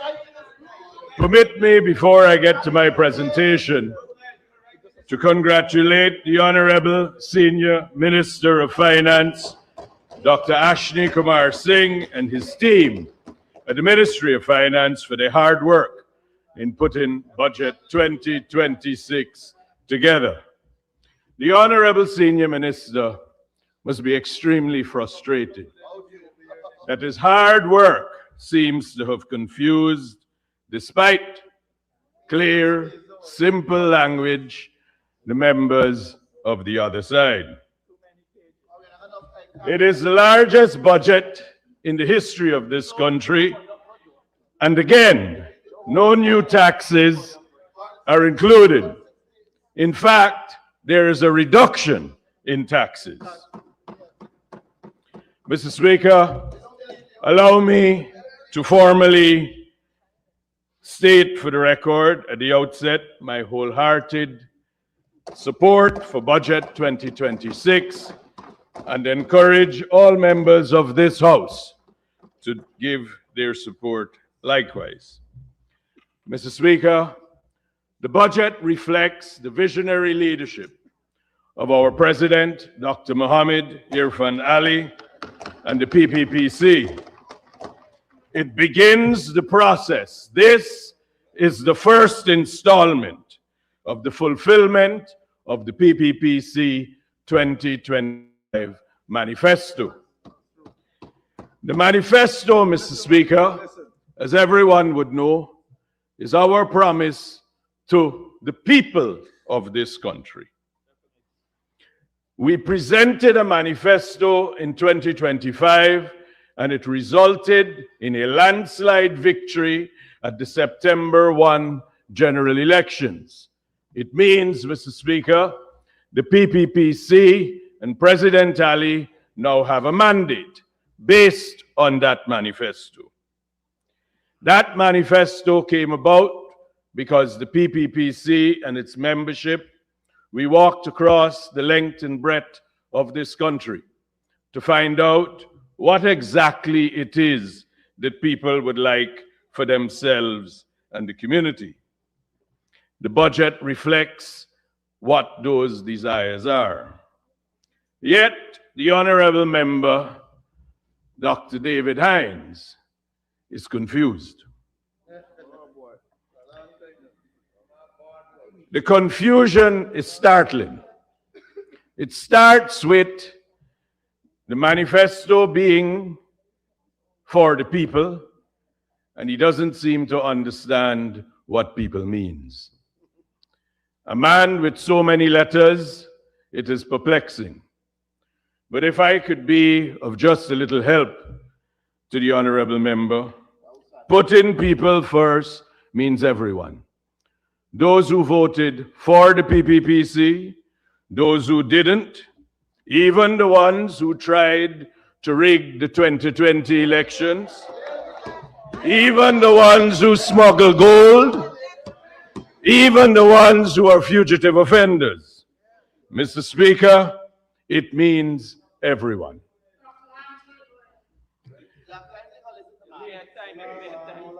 Now, not only did the honorable member not understand people, he didn't understand the connection, it seems, between a manifesto and a budget. You see how it works is this. The manifesto is what you take to the people for their mandate. But then it's your obligation, having won the elections, to make the decisions and to fulfill the promises that you have made in that manifesto. Now, as Minister Bishop Edgell says, it's a social contract. But how do you pay for the promises and deliver to the people what they want? You need a budget. You need the authority of Parliament to spend the money in the public coffers.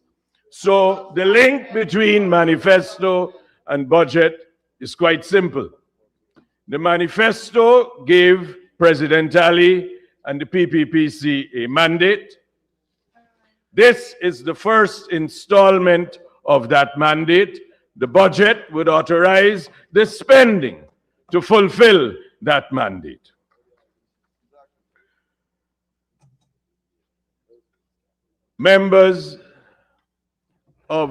Honorable members of the opposition seem to have a fascination with Article 13. And what they believe it means, I'm not sure. No, it's law. It's clear. It says there shall be consultation. But then you should understand what consultation means. That is what the manifesto is. That is what the mandate is. The consultation comes at the ballot box. It would be absolutely preposterous for you to think that every time there is a cabinet meeting, we must have a referendum. Way better. But that, if that is what you were told, you received, you cannot have consultation at every stage. Otherwise, every cabinet meeting would be a referendum. That makes sense. In what country would it make sense? You get the mandate. That is the involvement. You then implement the mandate. That you must do. That is the province of the executive. You and others, honorable member, who is a shadow from sun, because I understand this is the shadow. So the only shadow you have is from sun, comrade.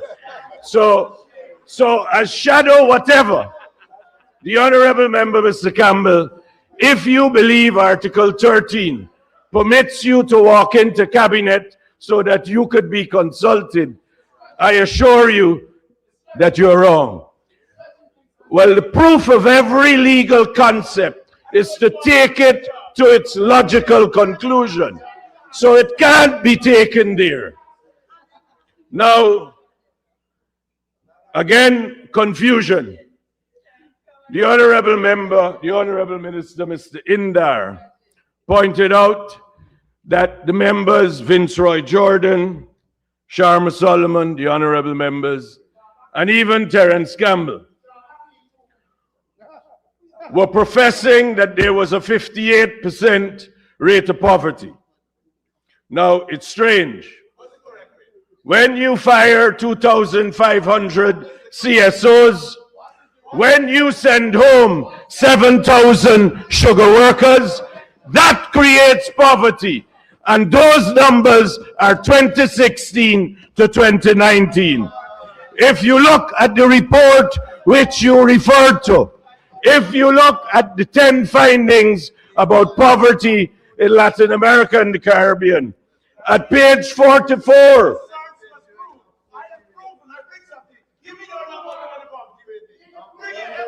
comrade, you seem not to understand that principle. He asserted, not I. He asserted. So at page 44, Mr. Speaker, it says, what are the records that are used? And it says 2016 to 2018. That was when you were firing everyone that you could.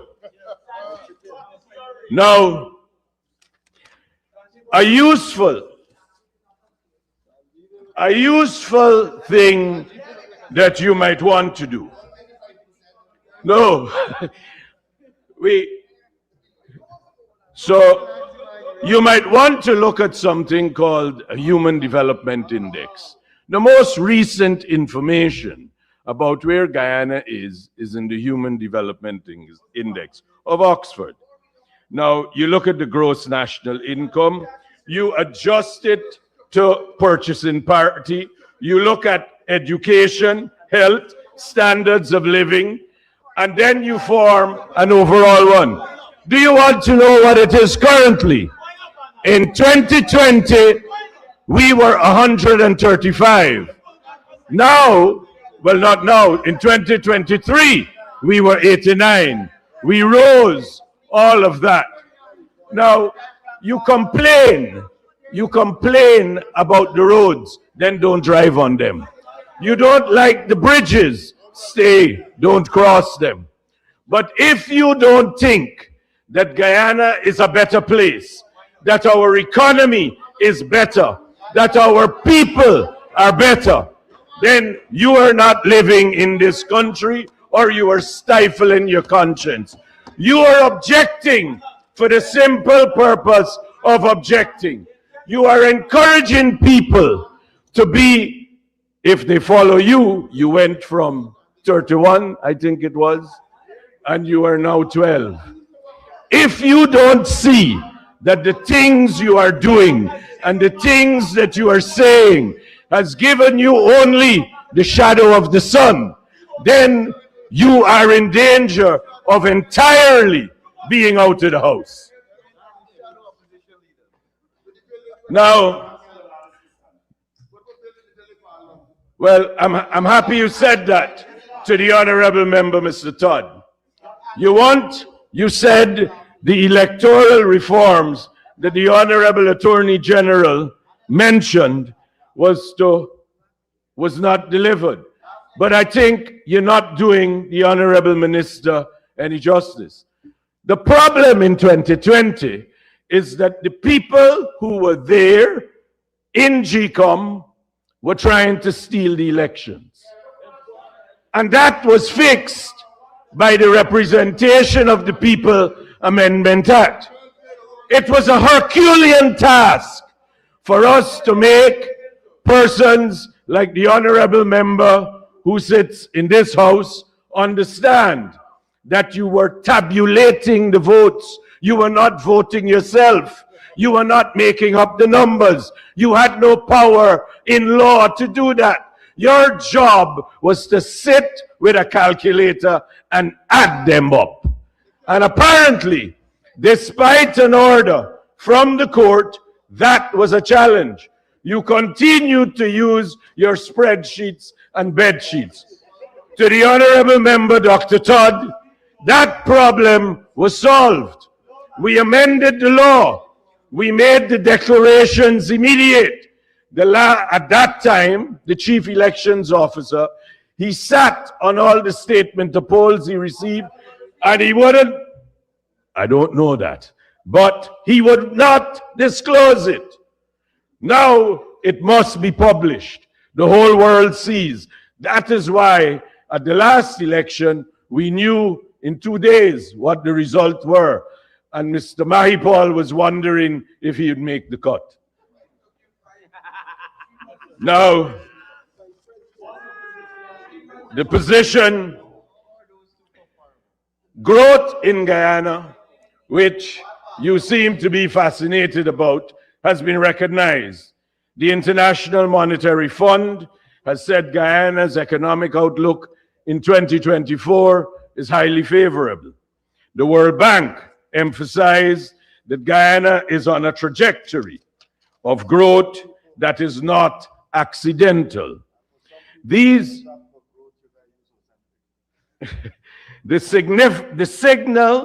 endorsements matter. Being accurate and current is useful, and it matters because this is what brings confidence to the economy. This is how the engagement with the international investors, and even local investors can take place. This is how they see the growth that is taking place, and Guyana is going places. It's a worthwhile place to invest your money. Mr. Speaker, permit me as well to address what the Honorable the Honorable Member Terence Campbell said. He criticized the Senior Minister in Finance about the budget and the growth. He said the growth was 46% and then it went down to 24 and it's projected 16. My understanding in the press is that the honorable member holds some qualification in economics. But he must appreciate, and it can't be. I agree with you. It can't be, because if you have grown 46%, do you really think in a real world, in a logical world? I know in the cyber world with keyboard warriors, you might think that it's possible. But in the real world, having grown 46%, the next growth percentage is going to be smaller, and it will get smaller because your growth, not with the PPPC. That's why the country will do well to keep you on that side. You criticize the bridge, the Berbice Bridge, say none is needed. Do you go to Berbice? I am the descendant of a rice farmer from Berbice. I go to Berbice frequently. Everywhere in Guyana is growing. The bridge that is there needs to grow with our growth. The same way Wisma Bridge in Linden is improved. This is not different. Now, this budget continues to invest, Mr. Speaker, in education, in development, expanding quality of education, expanding the quality of medicine, schools, technical vocational training, healthcare modernization, infrastructure, agriculture, food security. All of this is possible because there is confidence in the economy. The management of the economy by President Ali and his cabinet and the growth in the economy has brought about the confidence that you see. This is why people are investing in our economy. Mr. Speaker, there is, of course, part of what we must mention. So, Mr. Speaker, the leader of the opposition seems to have taken on the attitude that he's not in this house, and perhaps, man, you're the shadow of the sun, not even the speaker. Understand. So, Mr. Speaker, I've thought of a nice way to put this, and forgive me if I offend you in any way. But you know, if you happen to be speaking to a pretty girl online, you promise all kinds of things behind that keyboard. But then when she turns up, you got to deliver. And you got to come to the house. You got to be present in the house. You got to contribute. But this, we don't see. 2 days, even the shadow of the sun. The honorable member, Mr. Campbell, is here. But we don't know where is the leader of the opposition. Comrade Terence, they should have given you it, man. At least you're here. Now, we live in a different and changing world. And it will never be enough that you will hide behind the keyboard and you will hide behind fake accounts on social media and try to tell people what to do, that you will invent stories and lies and influence innocent people, young people, and mislead them. What you must do is you must come. You must be present. You promised 109,000 people to represent them, but you can't find the time in your busy court schedule to be here. This is only day 3 or 4 in all. Mr. Speaker, the new measures in this budget are innovation and purpose. Continuity requires stability. Progress demands adaptation. We have to take new measures. We have to keep that which is working, and we have to adjust that which needs improving. We have to respond to economic realities. Mr. Speaker, the budget is the first installment, and it has moved forward, moved the process of development in this country forward. It is important that we understand Guyana is not a rich country. Guyana is a country with good prospects and with good management. We will reach where we want to go. We will become a developed country. We will become, hopefully, a wealthy country. But it's not overnight. It goes bit by bit. And in the current context of presentations in this house, as my dear grandmother would say, dire, dire. But that's what we must understand. You keep saying that you don't like this in the budget, and this is not enough, and you want 100,000 for this and 100,000 for that. Where is the money going to come from? And you must understand, with great respect, honorable members in the opposition, that you didn't win the election, and therefore the choice of leadership resides on this side with President Ali and the cabinet. And he is following his promise to the people of the country in his manifesto. He can't follow what you think. Honorable member, He has to I had promised to intervene after 15 minutes. It's now after 20 minutes. I'll still give you the 5 minutes to wrap up. Thank you. Thank you very much, Mr. Speaker. Mr. Speaker, this budget is not one for one region, one sector, one demographic. It is a budget for all of Guyana. The coastland, the hinterland, the youth, the elderly, public, private, all of the sectors alike.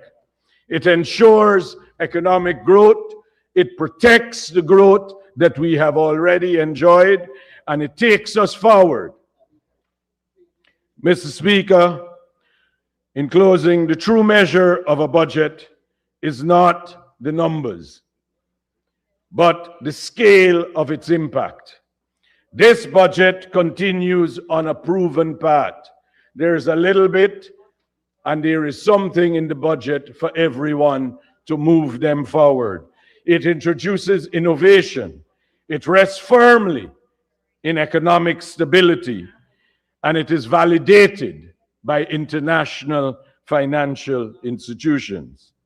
It represents confidence in the economy, confidence in our governance, confidence in the president, confidence in his cabinet, and it is the confidence of the people of this country that Budget 2026 be implemented.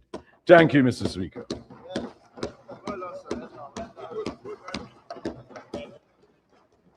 Thank you very much, Honorable Member, Mr. Datadin. Honorable members, we have exhausted the speakers for today. And before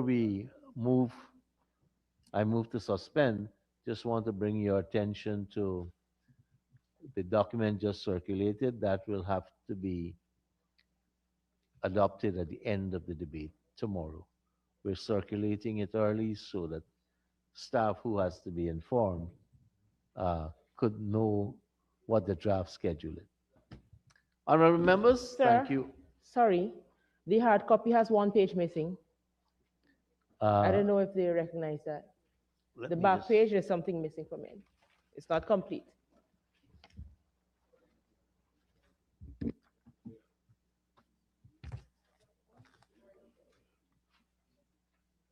Friday, day 5 continues on the next page. That's what you're reading. We'll circulate it tomorrow, right? We'll circulate. All right, members, this is a good time to take the suspension. Please have a safe trip home, you and the staff.